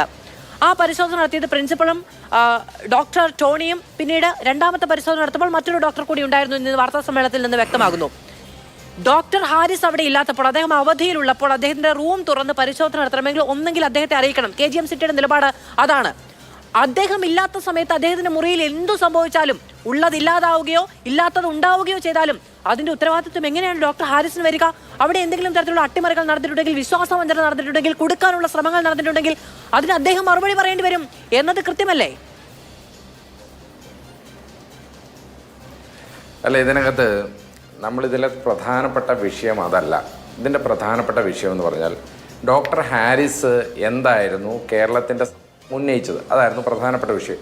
അത് അദ്ദേഹം ജൂൺ 27 ഈ കിഡ്നി ബ്ലാഡർ സ്റ്റോണുമായി ബന്ധപ്പെട്ട്, യുറേട്രൽ സ്റ്റോണുമായി ബന്ധപ്പെട്ട്, മൂത്രത്തിക്കല്ലുമായിട്ടൊക്കെ ബന്ധപ്പെട്ട് അത് പൊടിച്ചു കളയാൻ വേണ്ടി ഉപയോഗിക്കുന്ന ലിതോക്ലാസ്റ്റ് എന്ന് പറയുന്ന ഉപകരണത്തിൻ്റെ അതിൻ്റെ ഏറ്റവും പ്രധാനപ്പെട്ട ഭാഗമായ ന്യൂമാറ്റിക് പ്രോബ് എന്ന് പറഞ്ഞ സാധന സാമഗ്രി ഇല്ലാത്തത് കാരണം അവിടെ ഈ സർജറി ചെയ്യാൻ പറ്റുന്നില്ല എന്നുള്ളതായിരുന്നു അദ്ദേഹത്തിൻ്റെ പരാതി. അദ്ദേഹം ഈ പരാതി പറയാനുള്ള കാരണം, അദ്ദേഹം ഇത് നിരവധി തവണ പരാതിപ്പെട്ടിട്ടും ഈ ഉപകരണം മേടിച്ച് തരാത്തത് കൊണ്ടാണ് സോഷ്യൽ മീഡിയയിലും പിന്നീടും മീഡിയയിലേക്കും പോയത് എന്നുള്ളതായിരുന്നു അദ്ദേഹത്തിൻ്റെ വാദഗതി. ആ വാദഗതി ശരിവെച്ചെന്നോണം തന്നെയാണ് ഈ കേരളത്തിലെ ആരോഗ്യമന്ത്രി പറഞ്ഞത് ഡോക്ടർ ഹാരിസ് ഒരു മികവുറ്റ ഡോക്ടറാണെന്നും അദ്ദേഹം വളരെ ജെനുവിനായ ഡോക്ടറാണെന്നും പറഞ്ഞ് 4 അംഗ വിദഗ്ധ സമിതിയെ നിയോഗിച്ചത്. ഈ വിദഗ്ധ സമിതിയുടെ റിപ്പോർട്ടിൽ തന്നെ ഇതിനു മുമ്പും ഈ ന്യൂമാറ്റിക് പ്രോബ് എന്ന് പറയുന്ന ഉപകരണം ഇല്ലാത്തത് കാരണം നിരവധി തവണ ഇവർ ആവശ്യപ്പെട്ടതിൻ്റെ രേഖകളും. ഇപ്പോൾ CPM-ന്റെ പ്രതിനിധി തന്നെ പറയുന്നത് പോലെ ഇത് ആവശ്യപ്പെട്ടാലും കൃത്യസമയത്ത് ഇത് എത്തുന്നില്ല എന്നുള്ളതും AS-ഉം മറ്റ് സാങ്ഷനുകളും എല്ലാം കിട്ടി ഇത് കൃത്യസമയത്ത് എത്താത്തത് കാരണം അവിടെ ഈ സർജറി മുടങ്ങുന്നുണ്ട് എന്നുള്ളത് വളരെ വ്യക്തമാണ്. 2, രോഗികളിൽ നിന്ന് പണം പിരിച്ചാണ് പല സാധനങ്ങളും മേടിക്കുന്നതെന്ന് ശ്രീ ഹാരിസ് ഉൾപ്പെടെയുള്ള ഡോക്ടർമാരും ഈ വിദഗ്ധ സമിതി തന്നെ അവിടെ കണ്ടെത്തിയിട്ടുമുണ്ട്. ഒരു സർക്കാർ മെഡിക്കൽ കോളേജിലെ അവസ്ഥയെക്കുറിച്ചാണ്. ഇതവിടെ നിൽക്കുമ്പോഴാണ് ഇനി നമ്മൾ രണ്ടാമത്തെ ഭാഗം ചിന്തിക്കേണ്ടത്. ന്യൂമാറ്റിക് പ്രോബ് ഇല്ല എന്ന് പറയുന്ന ഡോക്ടർ ഹാരിസ്, അതില്ലാത്തത് കാരണം സർജറി മുടങ്ങി എന്ന് പറയുന്ന ഡോക്ടർ ഹാരിസ്, ഇവിടെ വിദഗ്ധ സമിതി റിപ്പോർട്ടിൽ എഴുതി വച്ചിരിക്കുന്നത് മോക്സിലോ സ്കോപ്പ് എന്ന് പറയുന്ന ഒരു ഉപകരണത്തിൻ്റെ ഒരു ഭാഗം ആയിട്ടില്ല എന്നുള്ളതാണ്. ഈ മോക്സിലോ സ്കോപ്പ് തന്നെ ഇത് ഉപയോഗിക്കാൻ പരിചിതമല്ലാത്തത് കാരണം ഉപയോഗിക്കാതിരിക്കുന്നതാണ് എന്നുള്ളത് ഇതിൽ ഏറ്റവും രസകരമായ വസ്തുതയാണ്. ടിഷ്യൂ മോർസിലേറ്റർ വിത്ത് മോസിലോസ്കോപ്പ് എന്നാണ് ഇതിൻ്റെ പേര്. 12 ലക്ഷം രൂപ മുടക്കി ശശി തരൂർ MPയുടെ ഫണ്ടിൽ നിന്ന് മേടിച്ചതാണ്. ഇതാകെ ഒരു തവണ ഉപയോഗിച്ചു. ആ ഒരു തവണ ഉപയോഗിച്ചപ്പോൾ ഒരു രോഗി അത്യാഹിത വിഭാഗത്തിലേക്ക് പോകേണ്ടി വന്നു. കാരണം ഇവർക്ക് ഇത് ഉപയോഗിക്കാനുള്ള ട്രെയിനിങ് കൊടുത്തില്ല. ഇനിയാണ് ഇതിന്റെ പ്രധാനപ്പെട്ട വിഷയം. ഈ മോർസിലോസ്കോപ്പ് ഇല്ല എന്ന് പറഞ്ഞാണ് വിദഗ്ധ സമിതി റിപ്പോർട്ട് എഴുതി വെച്ചിരിക്കുന്നത്. ആ മോർസിലോസ്കോപ്പ് ആവശ്യപ്പെട്ട സാധനത്തെ പറ്റി അല്ല ഈ വിദഗ്ധ സമിതി അന്വേഷിച്ചത്. ഈ മോർസിലോസ്കോപ്പ് അന്വേഷിക്കാൻ വേണ്ടിയിട്ടാണ് ഡോക്ടർ ഹാരിസ് അവധിയിലുണ്ടായിരുന്ന 2-ാം തീയതി മുതൽ 7-ാം തീയതി വരെയുള്ള ദിവസങ്ങളിൽ ഇവർ പരിശോധന നടത്തുന്നത്. 6-ാം തീയതി 7-ാം തീയതിയും പരിശോധന നടത്തുന്നു. 6-ാം തീയതി ഈ മോർസിലോസ്കോപ്പ് ഈ ഡോക്ടർ ഹാരിസിന്റെ മുറിയിൽ ഉണ്ട് എന്ന് പറയുന്നു. വിദഗ്ധ സമിതി പറയുന്നു ഡോക്ടർ ഹാരിസ് മൊഴി കൊടുത്തത് ഇത് കണ്ടില്ല എന്നുള്ളതാണ്. ഈ ഡോക്ടർ ഹാരിസ് പറയുന്നു ഞാൻ അങ്ങനെ മൊഴി കൊടുത്തിട്ടില്ല. അതിന്റെ ആധികാരികത പിന്നീട് പരിശോധിക്കപ്പെടാം. ഈ മോസിലോസ്കോപ്പ് അവിടെ കണ്ടെത്തുന്നു. അതും ഡോക്ടർ ഹാരിസിന്റെ ആവശ്യവും തമ്മിൽ ഒരു ബന്ധവുമില്ല എന്നുള്ളത് ആദ്യത്തെ വിഷയം. ഇനി 2, ഈ 7-ാം തീയതി ഒരു അഡീഷണൽ പെട്ടി കണ്ടെത്തിയെന്നും പറഞ്ഞാണ് ഇന്ന് വാർത്താ സമ്മേളനം നടത്തിയത്. ആ അഡീഷണൽ പെട്ടിയിൽ എന്തായിരുന്നു എന്നുള്ളതിനെ പറ്റിയാണ് വലിയ കോലാഹലം സൃഷ്ടിക്കപ്പെടുന്നത്. ആ അഡീഷണൽ പെട്ടിയിൽ ഉണ്ടായിരുന്നത് അവിടെ നെഫ്രോസ്കോപ്പ് എന്ന് പറയുന്ന ഒരു ഉപകരണം കണ്ടം ചെയ്യാനിട്ടിരുന്ന ഉപകരണം എറണാകുളത്ത് ഒരു കമ്പനിയിൽ കൊടുത്ത് അത് ശരിയാക്കാൻ കൊടുത്തിട്ട് തിരിച്ചു വന്നതാണ് എന്നുള്ളതാണ് വാസ്തവം. അതിൻ്റെ പുറത്ത് തിരിച്ചു വന്നപ്പോൾ ഒരു ഡെലിവറി നോട്ട് ഉണ്ടായിരുന്നു. ആ ഡെലിവറി നോട്ട്, അതായത് ഇപ്പോൾ നമ്മൾ ബ്ലിങ്കിറ്റിലും മറ്റതൊക്കെ സൊമാറ്റോയിലും ഒക്കെ നമ്മൾ ഡെലിവറി കൊടുത്താൽ, ഫ്ലിപ്കാർട്ടിൽ ഡെലിവറി കൊടുത്താൽ ഒരു ഡെലിവറി സ്ലിപ്പ് കിട്ടും. ആ ഡെലിവറി സ്ലിപ്പ് കണ്ടിട്ട് ഇവർ പറയുകയാണ് അത് പുതിയ മോർസിലോസ്കോപ്പ്, ഇത് കാണാതായ മോർസിലോസ്കോപ്പ് പുതിയതായി മേടിച്ച ഡോക്ടർ ഹാരിസിന്റെ കപടതയാണ് എന്ന് തെളിയിക്കാൻ വേണ്ടിയിട്ടാണ് ഇന്ന് ആ വാർത്താ സമ്മേളനം വിളിച്ചത്. എന്ന് പറഞ്ഞാൽ ഡോക്ടർ ഹാരിസ് പറഞ്ഞ യൂറോളജി ഡിപ്പാർട്ട്മെന്റിലെ സർജറി മുടങ്ങിയ ഉപകരണവും ഈ ഉപകരണങ്ങളും തമ്മിൽ യാതൊരു ബന്ധവുമില്ല എന്നുള്ളത് ആദ്യത്തെ വിഷയം. ഇനി രണ്ടാമത്തെ വിഷയത്തിലേക്ക് വരാം. എന്താണ് ഇന്ന് അവിടെ 2 പേര് ഇന്ന് അവിടെ ഒരു പത്രസമ്മേളനം നടത്തി. ഇപ്പൊ സിസ്റ്റം എററാണ് എന്നുള്ളത് നമുക്കറിയാം. കാരണം എന്താ, ഇതിന്റെ സിസ്റ്റം ഇവർ തന്നെയാണ്. ആ ഇരുന്ന 2 പേരാണ് സിസ്റ്റം. അവരെ ഫോണിൽ വിളിച്ച ഒരു വ്യക്തി ഉണ്ടല്ലോ, മന്ത്രി ആവട്ടെ, മന്ത്രിയേക്കാൾ പവർഫുള്ളായ PA ആവട്ടെ, ആ വിളിച്ച ആളാണ് എറർ. അപ്പൊ ഇത് രണ്ടും കൂടെ ചെന്നപ്പോ സിസ്റ്റം എററായി. ഇതാണ് കേരളത്തിൽ സംഭവിച്ചുകൊണ്ടിരിക്കുന്നത്. ഇതാണ് കേരളത്തിലെ ആരോഗ്യ മേഖലയിൽ തൊട്ടു മുന്നിലിരിക്കുകയാണ്. ഇതിലുള്ള ഡയറക്ഷൻ അടക്കം കൊടുക്കുന്ന സമയത്ത് ഇത് നാട്ടുകാർ കാണും എന്നെങ്കിലും ഒരു പേടി വേണ്ടേ? ഈ വാർത്താ സമ്മേളനം പുറത്തുനിന്ന് നിയന്ത്രിക്കുന്നത് ആരാണ് എന്ന് അന്വേഷിക്കും എന്നൊരു ബോധ്യമെങ്കിലും വേണ്ടേ? ഇതൊന്നുമില്ല. അതായത് ഒന്നുകിൽ അത് അറിവില്ലായ്മ കൊണ്ടായിരിക്കണം, നേരത്തെ പറഞ്ഞതുപോലെ വാർത്താ സമ്മേളനം നടത്തുന്ന ഒരു വഴക്കവും തഴക്കവും ഇല്ലാത്തത് കൊണ്ടായിരിക്കണം, അല്ലെങ്കിൽ ഇത് ആരറിഞ്ഞാലും കേട്ടാലും കുഴപ്പമില്ല എന്ന തിണ്ണമെടുക്കൊണ്ടായിരിക്കണം. അല്ല, ഇതിന്റെ കോർ വിഷയം അതാണ്. മാധു, ഒന്ന് ആലോചിക്കൂ. ഒരു സാധാരണപ്പെട്ട ഏറ്റവും ജെനുവിനായ ഒരു ഡോക്ടർ ഒരു മെഡിക്കൽ കോളേജിൽ അത്യാവശ്യ സാധന സാമഗ്രികൾ ഇല്ലാത്തത് കാരണം ശസ്ത്രക്രിയ മുടങ്ങുന്നു എന്ന് പറയുന്നു. അത് വിദഗ്ധ സമിതിയും ഈ നാട്ടുകാരും CPM പ്രതിനിധി പോലും ശരിവെക്കുകയാണ്. കാരണം എന്താ, ഒരു സാധനം ആവശ്യപ്പെട്ടാൽ അതിന്റെ സാങ്ഷൻ കിട്ടി മേടിച്ചു വരാൻ കുറെ സമയമെടുക്കും. അതുകൊണ്ട് ഇത് പലപ്പോഴും കിട്ടാറില്ല എന്നുള്ളതൊരു വസ്തുതയാണ്. രോഗികളുടെ കയ്യിൽ നിന്ന് മേടിച്ചതിന്റെ തെളിവുകൾ അവിടുത്തെ HDS, ഇത് ലോക്കൽ പർച്ചേസ് നടത്തുന്ന HDSന്റെ കയ്യിൽ തെളിവുകളുണ്ട്. ആ തെളിവുകളും പുറത്തു വന്നത് എന്ന് പറഞ്ഞാൽ മാധുവോ ഞാനോ മറ്റാരെങ്കിലും ഒരു സാധാരണക്കാരൻ അവിടെ അസുഖം പിടിച്ചു പോയിട്ടുണ്ടെങ്കിൽ, ഓർത്തോ വാർഡിൽ പോയിട്ടുണ്ടെങ്കിൽ കമ്പി ഇടണമെങ്കിൽ കമ്പി നമ്മൾ മേടിച്ചു കൊടുക്കണം. ഇതാണ് തിരുവനന്തപുരം മെഡിക്കൽ കോളേജിലെ അവസ്ഥ. ഈ കമ്പി മേടിച്ചു കൊടുത്തതുമായി ബന്ധപ്പെട്ട് പരാതിയുണ്ട്. ഇപ്പോഴും മുഖ്യമന്ത്രിയുടെ ടേബിൾ പരാതി ഇരിക്കുന്നുണ്ട്. ഇതാണ് പ്രശ്നം. ഇത് കേരളത്തിലെ ആരോഗ്യ മേഖലയെ ബാധിക്കുന്ന ഒരു വിഷയം. ഏറ്റവും ജെനുവിനായ ഒരു ഡോക്ടർ പറഞ്ഞപ്പോ ആ ഡോക്ടറെ എങ്ങനെ കൊടുക്കാം എന്നതിനെ പറ്റിയാണ് ഇവർ ചിന്തിച്ചുകൊണ്ടിരിക്കുന്നത്. സൂപ്രണ്ടും പ്രിൻസിപ്പളും ഇവരുടെ സഹപ്രവർത്തകനായ ഒരു ഡോക്ടറെ കൊടുക്കാൻ വേണ്ടി ഉപയോഗിക്കുന്ന ഓരോ കാര്യങ്ങൾ. പ്രധാനപ്പെട്ട പ്രശ്നം കേരളത്തിലെ ആരോഗ്യ മേഖല ഇതുപോലെ എററായി കിടക്കുന്ന സിസ്റ്റം എററായി കിടക്കുന്ന ഒരു ആരോഗ്യ മേഖലയെക്കുറിച്ച് ഒരു ജെനുവിനായ ഡോക്ടർ പറയുമ്പോൾ ആ ഡോക്ടറെ കള്ളനാക്കി ചിത്രീകരിക്കാൻ അതേ ആരോഗ്യ മേഖലയിലെ ഈ മന്ത്രിയുടെ പിണിയാളുകളായ ഡോക്ടർമാർ ശ്രമിക്കുന്നു എന്നുള്ളതാണ് കേരളം ഇന്ന് വാർത്താ സമ്മേളനത്തിൽ ഈ ആരോപണം അതായത് നടന്നുകൊണ്ടിരിക്കുന്നത്. ഡോക്ടർ ഹാരിസിനെ പോലെ ഞാൻ വരാം അബിൻ. ശ്രീ കെ സരൺകുമാർ, അതായത് ഡോക്ടർ ഹാരിസിനെ കള്ളനാക്കാനുള്ള ശ്രമം നടക്കുന്നുണ്ട്, അതിന് വലിയ ഗൂഢാലോചന അതിനുവേണ്ടി നടത്തപ്പെടുന്നുണ്ട് എന്നുള്ളതാണ് ഒരു ആരോപണം എന്ന് പറയുന്നത്. ഒന്ന്, അദ്ദേഹത്തിന്റെ കൂടി ഉത്തരവാദിത്തപ്പെട്ട, അതായത് ഇന്നത്തെ ഈ വാർത്താ സമ്മേളനത്തിൽ പറയുന്നുണ്ട് ഈ ഉപകരണം കാണാതായ പോയ സമയത്ത് ആ ഡിപ്പാർട്ട്മെന്റ് ഹെഡിന് തന്നെയാണ് അതിന്റെ ഉത്തരവാദിത്വം, അദ്ദേഹത്തിന്റെ പൊസഷനിലുള്ള അദ്ദേഹത്തിന്റെ ഉത്തരവാദിത്തത്തിലുള്ള ഉപകരണം തന്നെയാണ് എന്ന് ഇന്ന് വാർത്താ സമ്മേളനം വിളിച്ചവരും പറയുന്നുണ്ട്. അപ്പോൾ ആ റിപ്പോർട്ടിൽ അദ്ദേഹത്തിന്റെ ഉത്തരവാദിത്തത്തിൽ ഉള്ള ഒരു ഉപകരണം കാണാതായി എന്ന പരാമർശം വരുന്നു. അത് മന്ത്രി ആവർത്തിച്ച് പറയുന്നു. അപ്പോൾ തന്നെ ചോദ്യങ്ങൾ ഉണ്ടാകുന്നു, ഡോക്ടർ ഹാരിസ് തിരക്കലിനെ കൂടുതൽ സമ്മർദ്ദത്തിലാക്കാനുള്ള സിസ്റ്റത്തിന്റെ ശ്രമമാണോ എന്നുള്ളത്.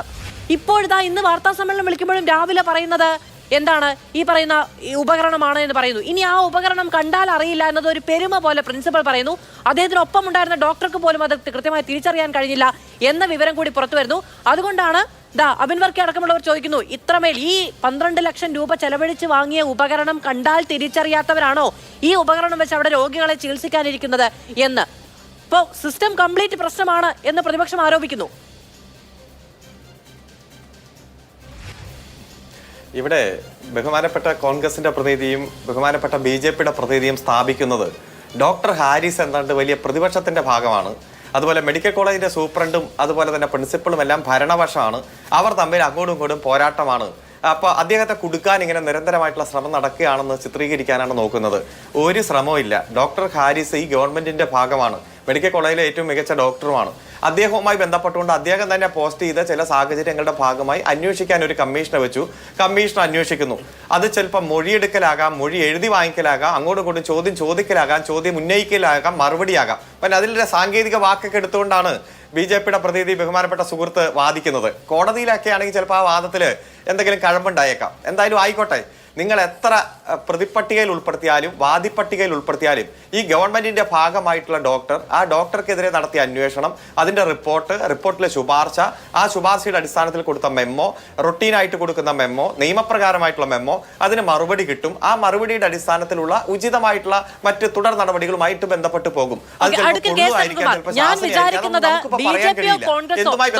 പ്രതിപക്ഷത്തിന്റെ ഭാഗമാണെന്ന് പറയില്ല എന്നാണ്. അങ്ങനെ പറഞ്ഞാൽ പിന്നെ ഡോക്ടറേ ഇല്ല. ഇതിൽ നിങ്ങൾക്ക് നിഷേധിക്കാൻ കഴിയാത്ത, പാർട്ടിയുടെ അടക്കം സൈബർ അണികൾക്കടക്കം നിഷേധിക്കാൻ കഴിയാത്ത ഒരു കാര്യം, അദ്ദേഹം പാർട്ടി കുടുംബാംഗമാണ്, അദ്ദേഹത്തിന് പാർട്ടിയുമായി അടുത്ത ബന്ധമുണ്ട്, അദ്ദേഹത്തിന് സർട്ടിഫിക്കറ്റ് കൊടുക്കുന്നത് ആ വകുപ്പിന്റെ മന്ത്രി തന്നെയാണ്, അദ്ദേഹം ചേർന്ന് നിൽക്കുന്നത് ഭരണപക്ഷത്തോടാണ് തുടങ്ങിയ കാര്യങ്ങൾ. ഈ വിവാദം ഉണ്ടായപ്പോൾ പോലും നിലമ്പൂരിലെ എം സ്വരാജിന് എടുക്കാൻ കഴിഞ്ഞ വോട്ടുകൾ രാഷ്ട്രീയ വോട്ടുകളാണ് എന്ന് പറയുന്നതാണ് തൊട്ട് പിന്നിൽ കിടക്കുന്ന പോസ്റ്റ്. അന്ന് പറയുന്നുണ്ടായിരുന്നു പലരും, അതൊരു പക്ഷെ ആര്യാടൻ ഷൗക്കത്തുമായി ബന്ധപ്പെട്ടൊരു പോസ്റ്റ് ആയിരുന്നെങ്കിൽ ഡോക്ടർ അഭിമുഖീകരിക്കേണ്ടി വരുന്ന ചോദ്യങ്ങളും മറ്റും നേരെ തിരിച്ചായേനെ എന്നുള്ളത്. അതായത് പ്രതിപക്ഷത്തിന്റെ ഭാഗമാണോ എന്നോ BJPയുടെ ഭാഗമാണെന്നോ അവർ പോലും ആരോപിക്കില്ല എന്ന് തോന്നുന്നു. നിങ്ങൾക്കും നിങ്ങളുടെ ചേരിയിലുള്ള ഒരാൾ, നിങ്ങളുടെ പാർട്ടിയുമായി ബന്ധപ്പെട്ട് നിൽക്കുന്ന ഒരാൾ, നിങ്ങളുടെ സംവിധാനത്തിന് വിശ്വാസമുള്ള ഒരാൾ എന്ന നിലയ്ക്കാണ് അദ്ദേഹത്തെ കൈകാര്യം ചെയ്യേണ്ടി വരുന്നത്. അല്ല, നിങ്ങളിപ്പോൾ ഏത് പക്ഷമാക്കിയാലും ഞാൻ പറഞ്ഞല്ലോ, ആ ഡോക്ടർ പൊതുസമൂഹത്തിൽ ഉന്നയിച്ച ചില ആരോപണങ്ങളുണ്ട്. ആ ആരോപണങ്ങൾ ശരിയാണോ എന്നാ പരിശോധിക്കുന്നത്, അല്ലാതെ രാഷ്ട്രീയ നിലപാട് ചൂഴ്ന്ന് എടുത്തുകൊണ്ടുള്ള പരിശോധനയല്ലല്ലോ. അപ്പൊ ഈ പ്രോബ് അദ്ദേഹം 2024 5-ാം മാസത്തിൽ പ്രോബ് ആവശ്യപ്പെട്ടു, വാങ്ങിച്ചു കൊടുത്തു. 9-ാം മാസത്തിൽ ആവശ്യപ്പെട്ടു, വാങ്ങിച്ചു കൊടുത്തു. 2025 ജനുവരിയിൽ ആവശ്യപ്പെട്ടു, വാങ്ങിച്ചു കൊടുത്തു. ഫെബ്രുവരിയിൽ ആവശ്യപ്പെട്ടു, വാങ്ങിച്ചു കൊടുത്തു. മാർച്ചിൽ ആവശ്യപ്പെട്ടപ്പോഴാണ് പ്രോബിന്റെ വില കൂടി. ഒരു സൂപ്രണ്ടിന്റെ നടത്തിയ വാർത്താ സമ്മേളനവുമായി ബന്ധപ്പെട്ട് നടത്തിയ അന്വേഷണവും അതിന്റെ നിങ്ങൾ ഇത് ശരിയല്ല. നിങ്ങൾ അല്ല അതിന്റെ പ്രശ്നം രണ്ടും രണ്ടാണ് എന്നുള്ളതാണ്. ഇത് ശരിയല്ല. ഞാൻ പറയുമ്പോൾ ഞാനല്ലേ മറുപടി പറയുന്നത്. ഭാഗമായി വന്ന ഒരു പരാമർശത്തിലുള്ള അന്വേഷണമാണ് ഇപ്പോൾ നടന്നത്. അതിലാണ് ഇപ്പോൾ വാർത്താ സമ്മേളനം നടത്തിയത് എന്നുള്ളതാണ്. അങ്ങേക്ക് സ്വാഭാവികമായും പരിഭവം ഉണ്ടാകും എന്നുള്ളതാണ് എനിക്ക് വ്യക്തമായി അറിയാം, കാരണം അതിൽ ഇടപെട്ടു എന്നുള്ളത് കൊണ്ട്. പക്ഷെ രണ്ടും രണ്ടാണ് എന്ന അർത്ഥത്തിൽ തന്നെ അങ്ങ് അതിന് മറുപടി പറയണം. Advocate K Sarankumar.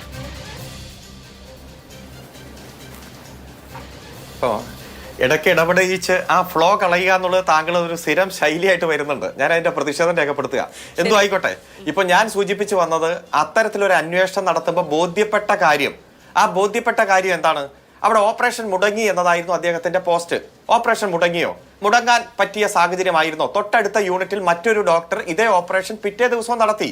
വേണമെങ്കിൽ ഈ രോഗിയെ ഇദ്ദേഹം ഓപ്പറേഷൻ ഡോക്ടർ ഹാരിസ് ഓപ്പറേഷൻ നടത്തേണ്ട രോഗിയെ അങ്ങോട്ട് കൈമാറാം, അല്ലെങ്കിൽ അവിടുത്തെ പ്രോബ് വാങ്ങിച്ച് ഇവിടെ ഓപ്പറേഷൻ നടത്താം. അങ്ങനെ മുടങ്ങുന്ന ഒരു സാഹചര്യത്തെ ഒഴിവാക്കാൻ അദ്ദേഹത്തിന് കഴിയുമായിരുന്നു. എന്നിട്ടും അദ്ദേഹം ഫേസ്ബുക്ക് പോസ്റ്റ് ഇട്ടു മുടങ്ങി എന്ന രൂപത്തിൽ. അതൊക്കെയാണ് അന്വേഷിച്ചത്. പിന്നീട് ഇപ്പൊ ഇവിടെ പറയുന്നുണ്ടല്ലോ, ഈ ആരാണ് ഇത് നഷ്ടപ്പെട്ടു, ഇത്തരത്തിലൊരു ഉപകരണം കാണുന്നില്ല എന്ന് പറഞ്ഞത്? ഇതേ ഡോക്ടർ തന്നെയല്ലേ? ഏതെങ്കിലും തരത്തിൽ എക്സ്പീരിയൻസ് ഇല്ലാതെ ഉപയോഗിക്കാതെ മാറ്റിവെച്ചതാണെങ്കിൽ അദ്ദേഹം അങ്ങനെയല്ലേ പറയേണ്ടത്? ഇത് കാണാതെ പോയി, നഷ്ടപ്പെട്ടു, എന്റെ മുന്നിലില്ല, അല്ലെങ്കിൽ എന്റെ കസ്റ്റഡിയിലുള്ള ഹെഡ് ഓഫ് ദി ഡിപ്പാർട്ട്മെന്റിന്റെ കീഴിലുള്ള ഇന്ന ഉപകരണം നഷ്ടപ്പെട്ടു, കാണാനില്ല എന്ന് പറയോ? അദ്ദേഹം തന്നെ പറഞ്ഞു. പിന്നീട് അത് അവിടെ നിന്ന് കിട്ടുകയാണെങ്കിൽ മെയിൻ്റനൻസിന് കൊടുത്തതായിരിക്കാം എന്നതാണ് പറയുന്നത്. മെയിൻ്റനൻസിന് കൊടുക്കുകയാണെങ്കിൽ അതിന് പ്രത്യേക പ്രൊസീജിയർ ഉണ്ട്. കൃത്യമായി അതിന്റെ രജിസ്ട്രിയിൽ എഴുതി അതിന്റെ ഡിപ്പാർട്ട്മെന്റ് ഫയൽ ഓപ്പൺ ചെയ്തിട്ട് മെയിൻ്റനൻസിന് കൊടുക്കുക. അപ്പൊ അതുണ്ടെങ്കിൽ അതിന്റെ രേഖയുണ്ട്. അതൊക്കെ ഹെഡ് ഓഫ് ദി ഡിപ്പാർട്ട്മെന്റ് അറിഞ്ഞില്ല എന്ന് പറയാൻ പറ്റുമോ? പിന്നെ അപ്പൊ അതുമായി ബന്ധപ്പെട്ടുള്ള കാര്യങ്ങളെല്ലാമാണ് ഇപ്പൊ അന്വേഷിച്ചു കൊണ്ടിരിക്കുന്നത്. ഇപ്പൊ അത് മെയിൻ്റനൻസ് കൊടുത്തതാണോ, മാറിയിരുന്നതാണോ, എക്സ്പീരിയൻസ് ഇല്ലാത്തത് കൊണ്ടാണോ, അതിന്റെ റിപ്പോർട്ട് വരട്ടെ. അതിനു മുമ്പ് ഈ ഡോക്ടറെ ക്രൂശിക്കാൻ വേണ്ടി ഗവൺമെന്റ് ശ്രമിക്കുകയാണെന്ന് പറയുമ്പോൾ അതാണ് ഞങ്ങൾ നിഷേധിച്ചത്.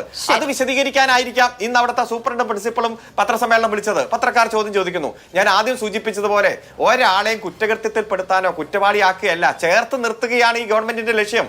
അത് തന്നെയാണ് ഈ സംഭവത്തിലും ഉണ്ടാകൂ.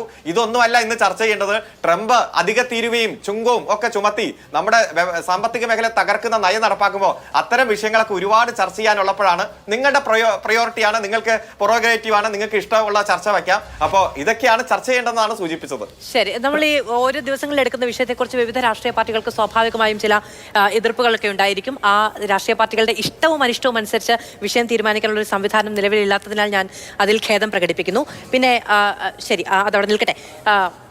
അഡ്വക്കേറ്റ് വി രാജേഷ്, പ്രൊസീജിയറിനെ കുറിച്ച് പറയുകയായിരുന്നു അഡ്വക്കേറ്റ് കെ എസ് അരുൺകുമാർ. അതായത് രോഗികളിൽ നിന്ന് പണം വാങ്ങി അവരെ കൊണ്ട് സാധനങ്ങൾ വാങ്ങിപ്പിച്ച് ഉപകരണങ്ങൾ വാങ്ങിപ്പിച്ച് ചികിത്സ അല്ലെങ്കിൽ ശസ്ത്രക്രിയ പൂർത്തീകരിക്കേണ്ടി വരുന്ന പ്രൊസീജിയർ ഉള്ള മെഡിക്കൽ കോളേജിൽ മറ്റ് പ്രൊസീജിയറുകൾക്ക് എത്ര വില കിട്ടും? അരുണ്, ഞാനിപ്പോൾ അരുൺ ഒന്ന് പറഞ്ഞിട്ട് കാരണം അത് പറയാതിരിക്കാൻ പറ്റില്ല. കാരണം ഇപ്പോൾ ട്രംപിന് ഒരു അസുഖം വന്നാൽ ചികിത്സിക്കാൻ അവിടെ മയോ ക്ലിനിക് ഉൾപ്പെടെയുള്ള ആശുപത്രികളുണ്ട്. എനിക്കും അരുണിനും അവനിലും ഒക്കെ ഒരു അസുഖം വന്നു കഴിഞ്ഞാൽ തിരുവനന്തപുരം ഗവൺമെൻറ് മെഡിക്കൽ കോളേജ്, ഇവിടുത്തെ ജനറൽ ഹോസ്പിറ്റലൊക്കെ ഉള്ളൂ വരണേ. അപ്പോൾ ഇതൊക്കെ അതുകൊണ്ടാണ് 12 പേരെ എടുക്കുമ്പോൾ ഒരാൾക്ക് സൗജന്യ ചികിത്സ കൊടുക്കണം. കേരളത്തില് ഏറ്റവും കൂടുതൽ സൗജന്യ ചികിത്സക്കുള്ള അവാർഡ് നിങ്ങൾ തന്നെയാണ് തന്നത്, കേന്ദ്രം. അല്ല, ഞാൻ ഒന്ന് പറഞ്ഞോട്ടെ. അതായത് അപ്പോൾ നമുക്ക് ആദ്യം നമ്മളൊക്കെ നിലനിന്നാലേ നമുക്ക് സംസാരിക്കാനും ചർച്ച നടത്താനൊക്കെ ഉള്ളൂ. ട്രംപ് അവിടെ ചികിത്സിച്ചോളും, വരട്ടെ. ഇനിയിപ്പോൾ മാധു ഇവിടെ ചോദിച്ചില്ലേ, കഴിഞ്ഞ എനിക്ക് തോന്നുന്നു ഒരാഴ്ച മുമ്പ് ഇതേ ഫ്ലോറിൽ അന്നൊരു HDC മെമ്പർ ഉൾപ്പെടെ ഉണ്ടായിരുന്നു. നമ്മൾ ഈ വിഷയം ചർച്ച ചെയ്തതാണ്. അതുകൊണ്ടാണ് അന്ന് പറഞ്ഞ കാര്യങ്ങൾ ഞാൻ ആവർത്തിക്കാത്തത്. പിന്നെ HDC മീറ്റിങ്ങിനെ കുറിച്ച് ഉൾപ്പെടെ ഇവിടെ ചർച്ച ചെയ്യാനുണ്ട്. അതായത് മാധുവിൻ്റെ ചോദിച്ച ചോദ്യം എന്തായിരുന്നു? അല്ല, ഈ പ്രൊസീജിയറിനെ കുറിച്ച് പറയായിരുന്നു. ഈ ഉപകരണങ്ങളടക്കം കൊണ്ടുപോകുന്നത് അങ്ങനെ അറിയിക്കാതിരിക്കുന്നത് എങ്ങനെയാണ് എന്ന്. എല്ലാം ചട്ടപ്പടി നടക്കുന്ന ഒരു സ്ഥാപനം ആയതുകൊണ്ട് അത് വലിയ കുറ്റമായി പോകും. അരുണേ, ഇപ്പോൾ ഈ ചർച്ച കഴിഞ്ഞ ദിവസം ഈ വിഷയം വന്ന് ചർച്ചയ്ക്ക് വരുന്നതിന് അത് പ്രിപ്പയർ ചെയ്യുന്ന സമയത്ത് ചില ആൾക്കാരോട് സംസാരിച്ചു. അപ്പോൾ തൊട്ടടുത്ത് ഓപ്പറേഷന് പോയ, അതായത് ഞങ്ങളുടെ തിരുവനന്തപുരം ഈ വെസ്റ്റ് മണ്ഡലം എന്ന് പറയും, ആ മണ്ഡലത്തിൻ്റെ പ്രസിഡന്റ് ഇപ്പോൾ തിരുവനന്തപുരം കോർപ്പറേഷൻ മണക്കാട് വാർഡിൻ്റെ കൗൺസിലറായിട്ടുള്ള സുരേഷ്, ഞാൻ പേരുൾപ്പെടെ പറയണം. സുരേഷ് ഒരാഴ്ച മുമ്പ് ഒരു സർജറിക്ക് അവിടെ പോയിരുന്നു. അപ്പോൾ സുരേഷ് പറഞ്ഞത്, ചേട്ടാ സർജറിക്ക് അവിടെ ചെന്ന് ചില ഡോക്ടർമാർ ഇന്ന മെഡിക്കൽ സ്റ്റോറിൽ കിറ്റ് കിട്ടും, അത് നമ്മൾ വാങ്ങിക്കൊണ്ട് വരണം. അവിടെ ചെല്ലുമ്പോൾ 15,000 രൂപ ഡെപ്പോസിറ്റ് ചെയ്യണം. ഞാൻ ആളുടെ പേരുൾപ്പെടെ പേഷ്യൻ്റെ സുരേഷിനോട് ചോദിച്ചാൽ പറഞ്ഞത് പേഷ്യൻ്റെ പേരാണ്. മെഡിക്കൽ കോളേജിൻ്റെ ഓപ്പോസിറ്റ് ചില മെഡിക്കൽ സ്റ്റോറുകളുണ്ട്. അവിടെ 15,000 രൂപ നമ്മൾ കൊടുക്കുമ്പോഴേക്കും അവരൊരു കിറ്റ് തരും. ഈ നമ്മുടെ കൗൺസിലർ രാഷ്ട്രീയക്കാരൊക്കെ കിറ്റ് ആദ്യം ഈ സുരേഷ് ആദ്യം കാണുകയാണ്, നല്ല വെയിറ്റ് ഉണ്ട്. ആ കിറ്റ് തിരിച്ച് സർജറി കഴിഞ്ഞിട്ട് ഞാൻ ചോദിച്ചത് സ്റ്റെറിലൈസ് ചെയ്യുമോ, കാരണം ഇത് ഉപയോഗിച്ചിട്ട് വീണ്ടും ഉപയോഗിക്കണേ. അവർ അതൊക്കെ നമുക്ക് അറിഞ്ഞുകൂടാ, നമ്മളതിൽ തിരിച്ചു തരും. തിരിച്ചു കൊണ്ട് കൊടുക്കുമ്പോഴേക്കും അവർ 7,000 രൂപ 2-3 മണിക്കൂറിൻ്റെ വാടകയായിട്ട് 7,000 രൂപ എടുത്തിട്ട് അവർ ഈ കിറ്റ് അങ്ങ് വാങ്ങിക്കും. 7,000 രൂപ നമുക്ക് തിരിച്ചു തരും. അതായത് ഈ 15,000 രൂപ ഡെപ്പോസിറ്റ് വാങ്ങിക്കണമെങ്കിൽ 15,000 രൂപയ്ക്ക് താഴെ മാത്രം വിലയുള്ള ഉപകരണം എന്തെങ്കിലുമൊക്കെ സർജിക്കൽ എക്യുപ്മെൻറ്റ്സ് ആയിരിക്കാം. ഇല്ലെങ്കിൽ അവർ അതിനേക്കാൾ കൂടുതൽ വാങ്ങിക്കുമല്ലോ ഒരു പക്ഷേ. 7,000 രൂപ എൻ്റെ വാടകയായിട്ട് എടുക്കുകയാണ്. ഇത് അരുണിന് സംശയം ഉണ്ടെങ്കിൽ അരുണോ മാധ്യമപ്രവർത്തകരോ ഇപ്പോൾ സുരേഷ് ടൗണിലുണ്ട്, ചോദിച്ചു കഴിഞ്ഞാൽ പേഷ്യൻ്റ് ഉൾപ്പെടെ പറഞ്ഞു തരും. ഇങ്ങനെ നടക്കുന്ന ഒരു ആശുപത്രി, ജീവിക്കാൻ നിവൃത്തിയില്ലാത്തവൻ, പ്രൈവറ്റ് ഹോസ്പിറ്റൽ പോകാൻ പറ്റാത്ത അയാൾ ചെല്ലുമ്പോഴേക്കും ഇങ്ങനെ നടക്കുന്ന ഒരു ആശുപത്രിയെക്കുറിച്ചാണ് അരുൺ പ്രൊസീജിയർ പറയുന്നത്. അവിടെ അവയവം അടിച്ചുകൊണ്ടുപോയ സംഭവമുണ്ട് ആംബുലൻസിൽ നിന്ന്. ഞാൻ അതിലേക്കൊന്നും പോകുന്നില്ല, സമയം ഒരുപാട് പോകും. ഇപ്പോൾ ഞാൻ ചോദിക്കുന്നത് ഒറ്റ കാര്യം, നേരത്തെ അരുൺ പറഞ്ഞോ എന്ന് ഞാൻ ഓർക്കുന്നില്ല. അതായത് മന്ത്രി ഈ അന്വേഷണ റിപ്പോർട്ട് തിരിച്ച് പുറത്തു വന്ന ദിവസം നമ്മൾ അന്നായിരുന്നു ആ വിഷയം ചർച്ച ചെയ്ത്. വീണ ജോർജ് വന്നിട്ട് പറഞ്ഞു ഹാരിസ് ഡോക്ടറുടെ കസ്റ്റഡിയിൽ നിന്ന് ഒരു ഉപകരണം കാണാതെ പോയിട്ടുണ്ടെന്ന്. ഇപ്പോൾ ആ ഉപകരണം കിട്ടി. അന്ന് മുഴുവൻ മാധ്യമങ്ങളും ചർച്ചയായിരുന്നു. ആ ഡോക്ടർ അദ്ദേഹം വളരെ വറീഡായിരുന്നു അദ്ദേഹം. കാരണം മന്ത്രി ഇത് പറയുകയാണ്. ആ ഒരു ലൈൻ കണ്ട ഉടൻ തന്നെ മന്ത്രി ഈ വിഷയം മുഴുവനും തിരിച്ച് ഹാരിസിനെ മാധു ഉപയോഗിച്ച വാക്ക് ഞാൻ ഉപയോഗിക്കുന്നില്ല, മാധു ഉപയോഗിച്ച വാക്ക് ഞാൻ ഉപയോഗിക്കുന്നില്ല, പക്ഷേ അദ്ദേഹത്തെ തെറ്റുകാരനാക്കാൻ വേണ്ടി അന്ന് തന്നെ പരിശ്രമം തുടങ്ങി. 4 ദിവസം കഴിഞ്ഞപ്പോൾ ഉപകരണം കിട്ടിയല്ലോ. ഒരു ഗവൺമെൻറ്റിൽ സത്യപ്രതിജ്ഞ ചെയ്ത് അധികാരത്തിൽ വന്നൊരു മന്ത്രിയാണ് ഒരു സർക്കാർ ആശുപത്രിയിൽ ഇത്രയും നന്നായിട്ട് ജോലി ചെയ്യുന്ന ഒരു ഡോക്ടറെക്കുറിച്ച് തെറ്റിദ്ധാരണ പരത്താൻ ശ്രമിച്ചത്. ആ മന്ത്രിക്കെതിരെയാണ് കേസെടുക്കേണ്ടത്. മറ്റൊന്ന് ഞാൻ പറയാം. ഇപ്പോൾ താങ്കൾ പറഞ്ഞു ഡോക്ടർ ഹാരിസ് ഗവൺമെൻറ് ഭാഗമാണെന്ന്. ഞങ്ങൾ സമ്മതിക്കുന്നു അരുണേ, ഡോക്ടർ ഹാരിസ് ഗവൺമെൻറ് ഭാഗം തന്നെയാണ്. ഞങ്ങളുടെ ഭാഗം അദ്ദേഹം ആകാൻ പാടില്ല. ഈ വിഷയം വന്ന ഉടൻ തന്നെ അദ്ദേഹം താമസിക്കുന്ന കമലേശ്വരത്താണ്. ഞങ്ങളൊക്കെ പോയിട്ട് അദ്ദേഹത്തെ ഒന്ന് കാണാം. അദ്ദേഹം കരഞ്ഞുകൊണ്ട് പത്രസമ്മേളനം നടത്തിയ നിമിഷം തന്നെ അദ്ദേഹത്തെ ഒന്ന് കാണാം, അദ്ദേഹത്തിന് ആത്മവിശ്വാസം കൊടുക്കാമെന്ന് കരുതി. പക്ഷേ പോകണ്ടെന്ന് ഞങ്ങൾ തീരുമാനിച്ചു. കാരണം ഞങ്ങളുടെ എങ്ങാനും നിഴല് കമലേശ്വരൻ വഴി പോയി കഴിഞ്ഞാൽ ഉടൻ തന്നെ നിങ്ങൾ സൈബർ സഹാക്കന്മാരെ കൂടെ ഇറങ്ങി ആ പാവത്തിനെ ഇല്ലായ്മ ചെയ്യാൻ വേണ്ടി നിങ്ങൾ ശ്രമിക്കും. നമ്മുടെ ആരുടെയെങ്കിലും പിന്തുണയുണ്ടെന്ന് പറഞ്ഞാൽ അദ്ദേഹം BJP-കാരനാണ്. അദ്ദേഹം അതുകൊണ്ട് ഗവൺമെൻറ് തകർക്കാൻ ശ്രമിക്കുന്നു. അതുകൊണ്ട് ഞങ്ങളുടെ ഭാഗം ആകരുതേ എന്നുള്ളൊരു പ്രാർത്ഥനയാണുള്ളത്. നിൽക്കട്ടെ, ശരി, ഓക്കെ. ഞാൻ ഒറ്റ കാര്യം കൂടെ പറഞ്ഞുകൊണ്ട് ഞാൻ അവസാനിപ്പിക്കാം.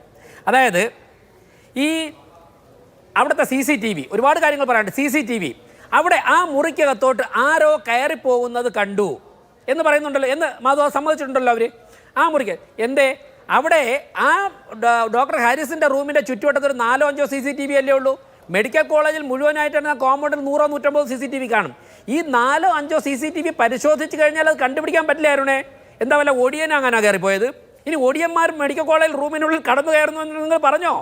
എന്ത് നാണംകെട്ട പരിപാടിയാണ് ഒരു ഗവൺമെൻറ് കാണിച്ചിരിക്കുന്നത്. ഡോക്ടർ ഹാരിസ് ഇല്ലാത്തപ്പോഴേക്കും അദ്ദേഹത്തിൻ്റെ മുറി തുറന്ന് പരിശോധന നടത്തിയിട്ട് വേറൊരു പൂട്ടുന്നു. അദ്ദേഹം രാജിവെച്ചിട്ടില്ല, അദ്ദേഹം സസ്പെൻഷനിലല്ല. ഇപ്പോഴും അദ്ദേഹം ലീവിലാണെങ്കിലും അദ്ദേഹം അവിടുത്തെ ചാർജുള്ള ഉദ്യോഗസ്ഥനാണ്, ഡോക്ടറാണ്. അദ്ദേഹം ഇല്ലാത്തപ്പോൾ അദ്ദേഹത്തിൻ്റെ റൂം തുറന്ന് പരിശോധിച്ചിട്ട് വേറെ പൂട്ടാനായിട്ട് ഇത്രയും ഒരു ഗവൺമെൻറ് തന്നെ ഇത്രത്തോളം നാണം കെട്ട ഒരു കാര്യം ഒരാളിനെ തെറ്റുകാരനാക്കാൻ ശ്രമിക്കുമ്പോൾ നിങ്ങൾ കണ്ടുപിടിക്കണം. നിങ്ങൾ ആ CCTV പരിശോധിക്കണം. CCTV പരിശോധിക്കുവാനുള്ള എല്ലാ സിസ്റ്റവും ഇന്നുണ്ട്.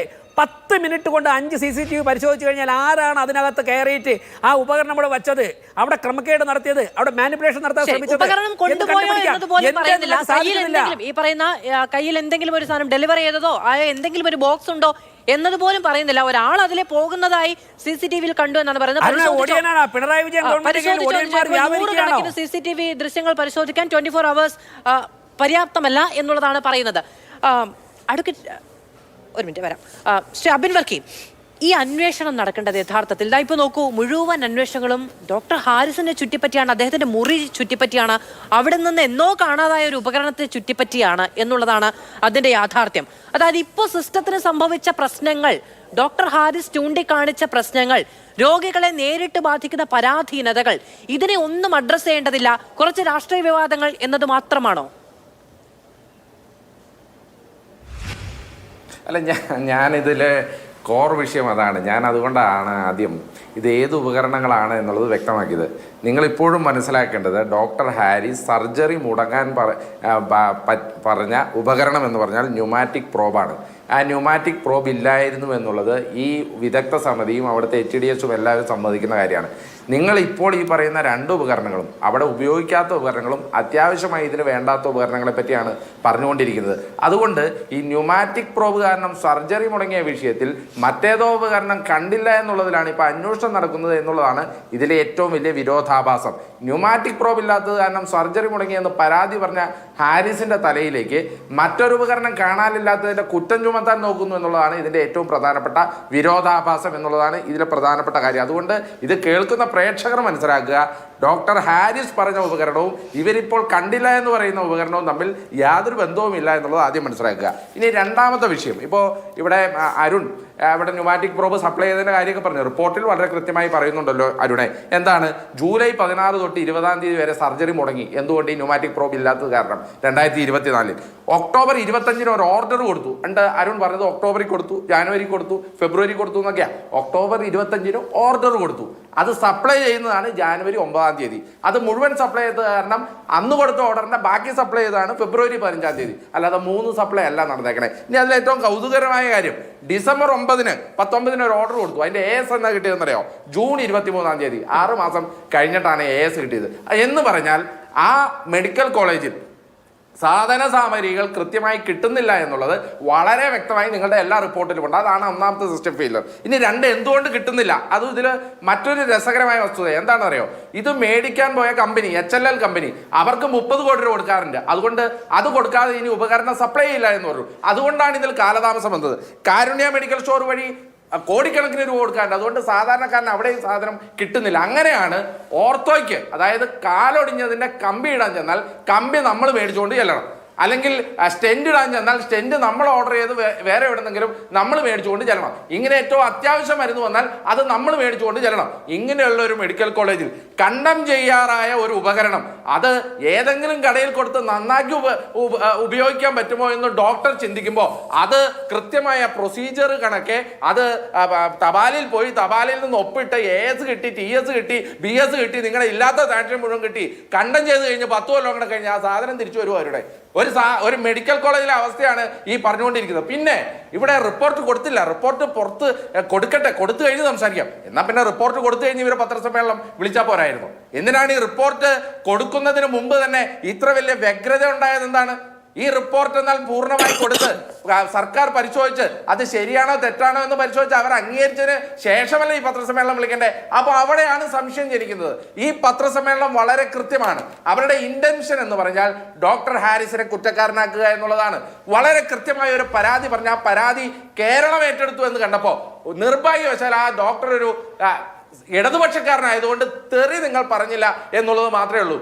അതുകൊണ്ട് തന്നെ അദ്ദേഹത്തെ ഏതെങ്കിലും കാരണവശാൽ ഇവിടെ കുറ്റക്കാരനാക്കി ചിത്രീകരിക്കാൻ പറ്റുമെന്നുള്ളതാണ് വളരെ കൃത്യമാണ്. അല്ലെങ്കിൽ ആരാണ് 2 ഡോക്ടർമാർ നടത്തുന്ന പത്രസമ്മേളനത്തെ ഫോണിലൂടെ നിയന്ത്രിക്കുന്നത്? ആരാണ്? ഇവർ MBBS ഒക്കെ കഴിഞ്ഞ് വളരെ മികവുറ്റ രീതിയിൽ പഠനം കഴിഞ്ഞ് വന്ന 2 ഡോക്ടർമാരല്ലേ? ഒരു മെഡിക്കൽ കോളേജിന്റെ പ്രിൻസിപ്പൾ അല്ലേ? അദ്ദേഹത്തിന് കൃത്യമായി ആയിരക്കണക്കിന് ശിക്ഷകണങ്ങളുള്ളവരല്ലേ? ആയിരക്കണക്കിന് ശിക്ഷകണങ്ങൾക്ക് ക്ലാസ് എടുത്ത ആളല്ലേ? സൂപ്രണ്ടന്റ് അല്ലേ? ഒരു മെഡിക്കൽ കോളേജ് മുഴുവൻ ഒറ്റയ്ക്ക് നിയന്ത്രിക്കുന്ന ആളല്ലേ? എന്നിട്ട് അദ്ദേഹം ഒരു പത്രസമ്മേളനം വിളിക്കുമ്പോൾ മന്ത്രിയുടെ ഓഫീസിൽ നിന്ന് ഒരു കിണാണ്ടറൻ വിളിച്ച് ഫോണിൽ അത് മുഴുവൻ വായിക്ക്, ഇപ്പുറത്തെ പേജ് വായിക്ക് എന്നൊക്കെ പറയുമ്പോൾ ഇവരുടെ ഉദ്ദേശ ലക്ഷ്യം എന്താണെന്ന് വളരെ കൃത്യമായി കേരളത്തിന് മനസ്സിലാകുന്നുണ്ട്. കേരളത്തിന്റെ ആരോഗ്യ മേഖലയുടെ സിസ്റ്റം മുഴുവൻ ക്ലിയർ ആണ്, സിസ്റ്റം മുഴുവൻ എററാണ്.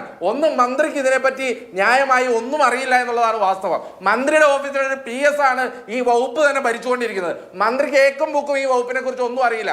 ഇവരെന്ത് പറയുന്നോ അത് വന്ന് പത്രസമ്മേളനം പറയുക എന്നുള്ളതല്ലാതെ മന്ത്രിക്ക് ഈ വകുപ്പിനെ കുറിച്ച് യാതൊരു ധാരണയില്ല. അതുകൊണ്ടാണ് മന്ത്രി പല സമയത്തും പല അഭിപ്രായങ്ങളും ഈ വകുപ്പിനെ കുറിച്ച് പറയുന്നത്. ഇത് വളരെ കൃത്യമാണ്. സാധാരണക്കാരൻ ഇവിടെ ട്രംപിന്റെ കാര്യമൊക്കെ പറഞ്ഞു കേട്ടു. നമ്മളൊക്കെ ജീവനോടെ ഉണ്ട്. മെഡിക്കൽ കോളേജിൽ സാധാരണക്കാരൻ പാരസെറ്റമോൾ മേടിക്കാൻ ചെല്ലുമ്പോൾ അത് കിട്ടി ജീവനോടെ ഉണ്ടെങ്കിലല്ലേ ട്രംപിന്റെ കയ്യിൽ നിന്ന് സാധനം മേടിക്കലും കൊടുക്കലൊക്കെ പറ്റുള്ളൂ വരണേ. അതുകൊണ്ട് ഇത് സാധാരണക്കാരന്റെ പ്രശ്നമാണ്. ഈ പ്രശ്നം പറയുമ്പോൾ അമേരിക്കയിൽ ട്രംപിന്റെ തീരുവയെ കുറിച്ച് ചർച്ച ചെയ്യണമെന്നൊക്കെ പറയുന്നത് ഇടതുപക്ഷക്കാരന്റെ സ്ഥിരം അഭ്യാസമാണ്. ആ അഭ്യാസമൊന്നും ഇന്ന് കേരളത്തിൽ നടക്കില്ല. കേരളത്തിന്റെ ആരോഗ്യ മേഖലയുടെ പൂർണ്ണമായ പരാജയമാണ് ഈ സംഭവങ്ങളിൽ നിന്ന് വെളിവാകുന്നത്. അമൽ, അതിനിടയ്ക്ക് ഒരു സംശയമുണ്ടായത്, അപ്പോൾ അഡ്വക്കേറ്റ് KS അരുൺകുമാർ പറയുന്നത് പോലെ അവിടെ ഒരു ഉപകരണം കാണാനില്ല എന്ന് പറഞ്ഞത് ഡോക്ടർ ഹാരിസ് തന്നെയാണ്. അദ്ദേഹത്തെ ചോദ്യം ചെയ്തപ്പോൾ എന്ന വാക്കാണ് അദ്ദേഹം ആദ്യം ഉപയോഗിച്ചത്. പിന്നീട് അദ്ദേഹം ടെക്നിക്കലാണെന്ന് വിശദീകരിക്കുകയും ചെയ്തു. എന്തായാലും അദ്ദേഹത്തിന്റെ മൊഴി പ്രകാരമാണ് അവിടെ ഒരു ഉപകരണം ഇല്ലാതെ പോയത്, കാണാതെ പോയത് എന്ന വിവരം തന്നെ കിട്ടുന്നത്. അതിന്മേലുള്ള അന്വേഷണമാണ് എന്ന് പറയുന്നു. ഡോക്ടർ ഹാരിസ് ഇതിൽ പറയുന്നത് എന്താണ്? ഡോക്ടർ ഹാരിസ് നിഷേധിക്കുകയാണ്. ഉപകരണം കാണാനില്ല എന്ന് താൻ ഒരിടത്തും പറഞ്ഞിട്ടില്ല. മാത്രമല്ല ഉപകരണം അത് ഉപയോഗിക്കാൻ അറിയില്ല, അതുകൊണ്ട് അതവിടെ മാറ്റി വെച്ചിട്ടുണ്ട് എന്നുള്ള കാര്യമാണ് അദ്ദേഹം പറഞ്ഞത്. അല്ലാതെ ഇത് കാണാനില്ല എന്ന് പറയുന്നില്ല. ഡോക്ടർ ഹാരിസിനോടൊരു വിശദീകരണം ചോദിച്ചിരുന്നു DME. എന്തായാലും ആ വിശദീകരണത്തിൽ അദ്ദേഹം ഇതുവരെയും മറുപടി നൽകിയിട്ടില്ല. അതിനെ ഒരു വിശദീകരണക്കുറിപ്പെന്ന് വ്യാഖ്യാനിക്കണോ അതോ ഒരു കുറ്റപത്രം എന്ന് നമുക്ക് വിശേഷിപ്പിക്കണമോ എന്നുള്ളതാണ് ഏറ്റവും പ്രധാനപ്പെട്ട ചോദ്യം. അതിൽ പറഞ്ഞിരിക്കുന്ന ഒരു വരി ഇങ്ങനെയാണ്: പ്രോബില്ല എന്ന് പറഞ്ഞ് ശസ്ത്രക്രിയ മുടക്കിയപ്പോൾ എന്ന് കൃത്യമായി തന്നെ പറഞ്ഞു വെക്കുന്നുണ്ട്. പിന്നീട് അതിൻ്റെ മുകളിൽ ഈ സർവീസ് 1960 സർക്കാർ ഉദ്യോഗസ്ഥരുടെ സർവീസ് ചട്ടമുണ്ടല്ലോ, അതിൽ പറയുന്ന വകുപ്പുകൾ എണ്ണിപ്പറഞ്ഞ് 56, 60, 62 ഇങ്ങനെ വകുപ്പുകൾ എണ്ണിപ്പറഞ്ഞ് വലിയ വീഴ്ച സംഭവിച്ചിട്ടുണ്ട് എന്ന് പറഞ്ഞാണ് ആ വിശദീകരണ കുറിപ്പ് പോയിരിക്കുന്നത്. ആ ദിവസം അദ്ദേഹം പ്രതികരിച്ചു. രണ്ടാം ദിവസം ആയപ്പോൾ അതിവൈകാരികമായി കണ്ണു നിറഞ്ഞാണ് പ്രതികരിച്ചത്. അതിനുശേഷം പിന്നീട് ഇങ്ങോട്ട് അങ്ങനെ അധികം മാധ്യമങ്ങൾക്ക് മുന്നിലേക്ക് വന്നില്ല. ഇത്രയും വിഷയമുണ്ടായിട്ടും KGMCTയുടെ ഗ്രൂപ്പുകളിലും മറ്റുമൊക്കെയാണ് അദ്ദേഹം പ്രതികരിച്ചത്. അദ്ദേഹത്തിൻ്റെ ഓഫീസിൽ ഇല്ലാതിരുന്ന സമയത്ത് ഓഫീസിൽ മറ്റൊരു പരിശോധന നടന്നതിലൊക്കെ കടുത്ത അതൃപ്തി ഉണ്ട് എന്നുള്ളതാണ് മനസ്സിലാക്കാൻ കഴിയുന്നത്. ഇപ്പോൾ KGMCTയുടെ ഒരു യോഗം നടക്കുന്നുണ്ട്. KGMCT എന്താണെങ്കിലും പൂർണ്ണമായ പിന്തുണ ഈ ഡോക്ടർക്ക് പ്രഖ്യാപിക്കുകയാണ്. അത് രാഷ്ട്രീയമെല്ലാം മാറ്റിവെച്ചുകൊണ്ട് അവരുടെ പൂർണ്ണ പിന്തുണ ഡോക്ടർക്ക് ഉണ്ടാകുന്നു. മാത്രമല്ല ഈ ഡോക്ടർക്കെതിരെ ഇങ്ങനെ ഒരു നീക്കം നടക്കുമ്പോൾ സാധാരണക്കാർക്കും തോന്നും, അങ്ങനെ ഒരു തോന്നൽ വരുത്തുന്ന തരത്തിലുള്ള ഇടപെടലുകൾ നിരന്തരം ഉണ്ടാകുന്നു എന്നുള്ളതാണ്. ആദ്യം ചേർത്ത് പിടിക്കുമെന്ന് പറഞ്ഞ മന്ത്രി പിന്നീട് കൈവിടുന്ന ഒരു സാഹചര്യത്തിലേക്ക് വരുന്നു. ഒരു കളവ് പോയി എന്നൊരു വാക്ക്, ഈ ഉപകരണം ഈ ഹാരിസ് ഡോക്ടറുടെ കീഴിൽ നിന്നും കളവ് പോയി എന്ന് പറയപ്പെടുന്നു. അതിനുശേഷം പിന്നീട് ഇങ്ങോട്ട് നേതാക്കന്മാരുടെ ഭാഗത്തു നിന്നും ഉണ്ടാകുന്ന പ്രസ്താവനകൾ ഇന്നത്തെ വാർത്താ സമ്മേളനം കൂടിയാകുമ്പോൾ ഇത് പൂർണ്ണമാവുകയാണ്. ഇപ്പോൾ ഞാനിങ്ങനെ ഫേസ്ബുക്ക് തൂത്തു നോക്കുകയായിരുന്നു. അപ്പോൾ ഫേസ്ബുക്കിൽ പല പോസ്റ്റുകൾ സംവിധാനം കഴിഞ്ഞ ദിവസങ്ങളിലൊക്കെ ഡോക്ടർ ഹാരിസിന് വേണ്ടി ജയ് അല്ലെങ്കിൽ ഹാരിസ് വലിയ കുഴപ്പമില്ല എന്നൊക്കെ പറഞ്ഞ ചില പ്രൊഫൈലുകളിൽ ഇപ്പോൾ ഡോക്ടർ ഹാരിസിനെതിരെയുള്ള പ്രചാരണം ആരംഭിച്ചു. അടുക്കൽ കെ എസ് അരുൺകുമാർ, ഈ വാർത്താ സമ്മേളനത്തിനിടയിൽ വന്ന കോൾ അത് മന്ത്രിയുടെ ഓഫീസിൽ നിന്നാണ് എന്നതടക്കമുള്ള ആരോപണങ്ങളാണ് പ്രതിപക്ഷം അടക്കം ഉന്നയിക്കുന്നത്. അങ്ങനെ സർക്കാരിന് വേണ്ടി, വകുപ്പിന് വേണ്ടി ഒരു കളമൊരുക്കലാണോ ഇന്ന് നടന്നത്? ഈ ചർച്ച തുടങ്ങിയപ്പോൾ ഈ സൂപ്രണ്ടും പ്രിൻസിപ്പളും നടത്തിയ പത്രസമ്മേളനത്തിലേക്ക് ആരോ വിളിച്ചു എന്നാ പറഞ്ഞേ. ഈ ചർച്ച ഒരു 15 മിനിറ്റ് ആയപ്പോൾ ഏതോ ഉന്നതം വിളിച്ചു എന്നായി. അത് കഴിഞ്ഞത് ഇപ്പൊ പറയുന്നു മന്ത്രിയുടെ ഓഫീസിൽ നിന്ന് വിളിച്ചു എന്ന്. ഈ ചർച്ച ഒരു 10 മിനിറ്റോടെ നീണ്ടാ പറയും മന്ത്രി വിളിച്ചു, പിന്നെ പറയും സഖാവ് പിണറായി വിജയൻ വിളിച്ചു, ഏറ്റവും അവസാനം പിണറായി വിജയന്റെ കുടുംബം വിളിച്ചു എന്ന് പറഞ്ഞിട്ട് ഈ ചർച്ച അവസാനിപ്പിക്കൂ. അപ്പൊ ഈ ചർച്ചയുടെ ലക്ഷ്യവും ഇതിൽ പങ്കെടുക്കുന്നവരുടെ പ്രയോഗമൊക്കെ കൃത്യമായിട്ട് പൊതുസമൂഹത്തിന് അറിയാം. അതുകൊണ്ട് കോൺഗ്രസിന്റെ പ്രതിനിധി മനസ്സിലാക്കേണ്ടത്, നിങ്ങൾ ഇങ്ങനെ കേരളത്തിന്റെ ആരോഗ്യ മേഖലയെ വിമർശിക്കണം. അങ്ങനെ വിമർശിക്കുമ്പോൾ ഈ കേന്ദ്രം തന്നെ, ഇപ്പൊ BJPയുടെ പ്രതിനിധി ഇവിടെ ഉണ്ടല്ലോ, ഈ ഇന്ത്യയിൽ തന്നെ ഏറ്റവും കൂടുതൽ സൗജന്യ ചികിത്സ കൊടുക്കുന്ന സംസ്ഥാനത്തിനുള്ള അവാർഡ് കഴിഞ്ഞ 3 വർഷമായി കേന്ദ്ര ഗവൺമെന്റ് സംസ്ഥാന ഗവൺമെന്റ് തരുവാണ്. അത് പോയി വാങ്ങിക്കുന്നവരാണല്ലോ. ഈ ആശുപത്രിയിൽ പോയി ചികിത്സ തേടുന്ന ആളുകളാണ് ഈ ചർച്ച കാണുന്നത്. അതുകൊണ്ട് ഈ പാലോട് രവി സ്വന്തം അണികളോട് പറഞ്ഞതുപോലെ ഒരു രക്ഷയില്ല മോനെ, പരിപാടി നിർത്തിക്കോ, മൂന്നാമതും സഖാവ് പിണറായി വിജയൻ വരുന്നു, നമ്മുടെ 3ാം സ്ഥാനവും കിട്ടില്ല 4ാം സ്ഥാനം കിട്ടില്ല എന്ന് DCC പ്രസിഡന്റ് അണികളോട് പറഞ്ഞത് ഇത്തരത്തിലൊക്കെ ചർച്ചയൊക്കെ നിങ്ങൾ നടത്തുന്നൊക്കെ കണ്ട് കേട്ടിട്ട് ഒരു പൊതുബോധ്യം ഉണ്ടായതാണ്. അത് അവിടെ നിൽക്കട്ടെ. മന്ത്രിയുടെ ഓഫീസിൽ നിന്നോ മന്ത്രിയോ മുഖ്യമന്ത്രിയോ ആ വാർത്താ സമ്മേളനം അങ്ങനെ പോകണമെന്ന നിർബന്ധ ബുദ്ധി. അല്ല, ഇത് മര്യാദകേട്. നിങ്ങളുടെ ഒരു റിപ്പോർട്ടറെയും കൊണ്ടുവന്നിരുത്തി കോൺഗ്രസും BJPയും ചോദിക്കുമ്പോൾ ഒരു ഇടപെടലും ഇല്ല. ആദ്യഘട്ടത്തിലും ഞാൻ തുടങ്ങി, താങ്കൾ ഇടപെട്ടു. ഈ രീതി അവസാനിപ്പിക്കണം. അല്ലെങ്കിൽ CPM പ്രതിനിധിയെ വിളിക്കരുത്. 2 മിനിറ്റേ ഇനി ഉള്ളൂ. ഇനി താങ്കളുടെ ഉപചോദ്യം അവിടെ നിൽക്കട്ടെ. ഞാൻ പറയട്ടെ, ഇവിടെ കോൺഗ്രസിന്റെ പ്രതിനിധി എന്താ പറഞ്ഞത്? ഇവിടെ പത്രസമ്മേളനം വിളിച്ചത് ഇവിടെ ഏതെങ്കിലും തരത്തിൽ റിപ്പോർട്ട് വന്നിട്ട് പോരെ? റിപ്പോർട്ടിനെ കുറിച്ച് പറയാനാണോ മിസ്റ്റർ പത്രസമ്മേളനം വിളിച്ചത്? ചില മാധ്യമങ്ങൾ ഈ ഗവൺമെന്റിന്റെ ഭാഗമായ മികച്ച ഡോക്ടറെ ഹരാസ് ചെയ്യാനും അദ്ദേഹത്തെ ഇത് കുറ്റവാളിയാക്കുന്നു എന്ന രൂപത്തിൽ പ്രചരണം നടത്തുമ്പോൾ ആ പ്രചരണം തെറ്റാണെന്ന് പറയാനാ പത്രസമ്മേളനം വിളിച്ചത്. പിന്നെ നിങ്ങൾ ചോദിക്കുന്നു ഈ ഡോക്ടറുടെ മുറി അടച്ചിട്ടേക്കുമല്ലേ? ആ ഡോക്ടർ ഇന്നലെ എന്താ പറഞ്ഞത്? ആ ഡോക്ടർ പറഞ്ഞത് മുറി പൂട്ടിയേക്കുവാണ്, താക്കോൽ എന്റെ കൈവശമുണ്ട്. ഇന്നെന്താ പറഞ്ഞത്? പറഞ്ഞത് എന്റെ ഓഫീസിലെ മറ്റു ജൂനിയേഴ്സിനും താക്കോൽ കൈവശമുണ്ട്. അപ്പോൾ ആ റൂം തുറന്നു ഉപയോഗിക്കാൻ കഴിയുന്ന പലരുമുണ്ട്. CCTV എന്തുകൊണ്ട് പരിശോധിച്ചില്ല? എന്താ നിങ്ങളുടെ മുന്നിൽ റിപ്പോർട്ട്? ഇത് അന്വേഷിക്കുന്ന കൃത്യമായിട്ടുള്ള DME അത് പരിശോധിച്ചിട്ടുണ്ടാവും. അതിന്റെ റിപ്പോർട്ട് വരുന്നേ ഉള്ളൂ. ഇതൊക്കെ നമ്മുടെ മുന്നിലുണ്ട്.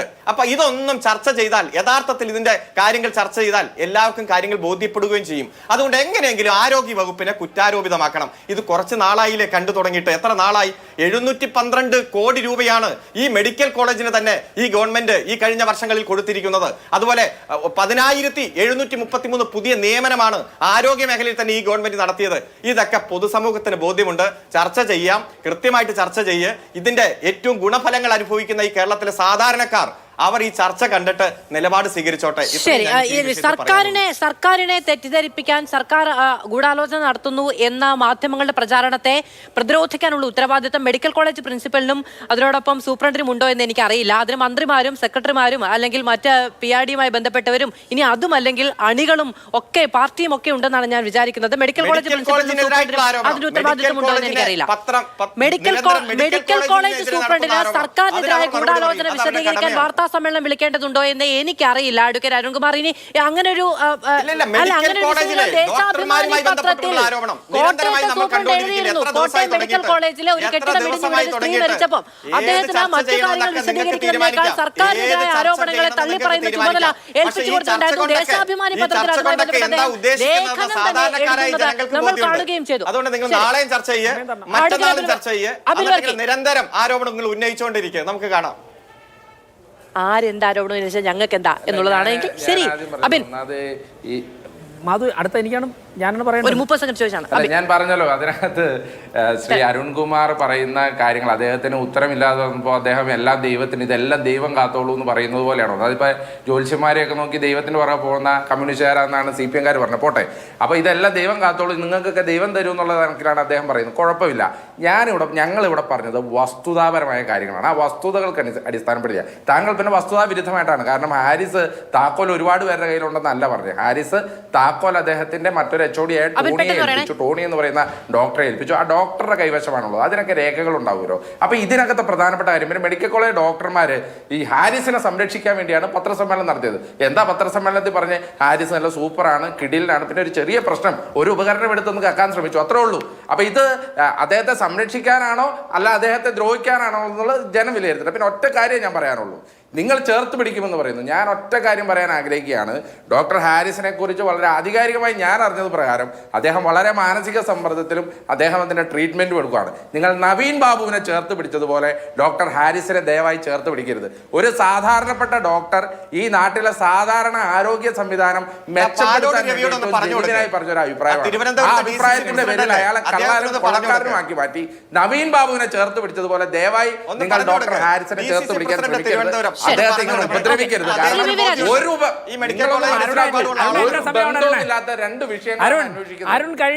അരുൺ അങ്ങയുടെ ഊഴത്തിൽ അങ്ങ് ചോദിച്ചു, അതിൽ ആരാണ് പത്രസമ്മേളനത്തിന് ഇടയ്ക്ക് വിളിച്ചത്? ബ്യൂറോക്രസി ആരിലാണോ വിളിച്ചത്?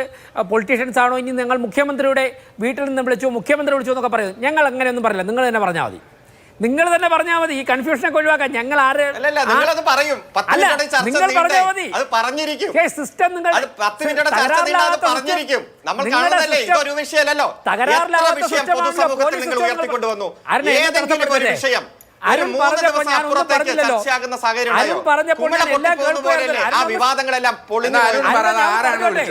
അരുണേ,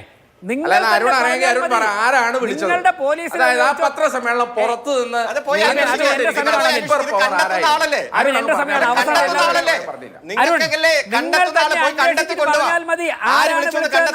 ഞങ്ങൾ പറയുന്ന കൺഫ്യൂഷൻ ഇല്ല. നമ്പർ 1. 2, അരുൺ 1960 റൂൾ കോട്ട് ചെയ്തല്ലോ. അവസാനം അലമ്പാക്കി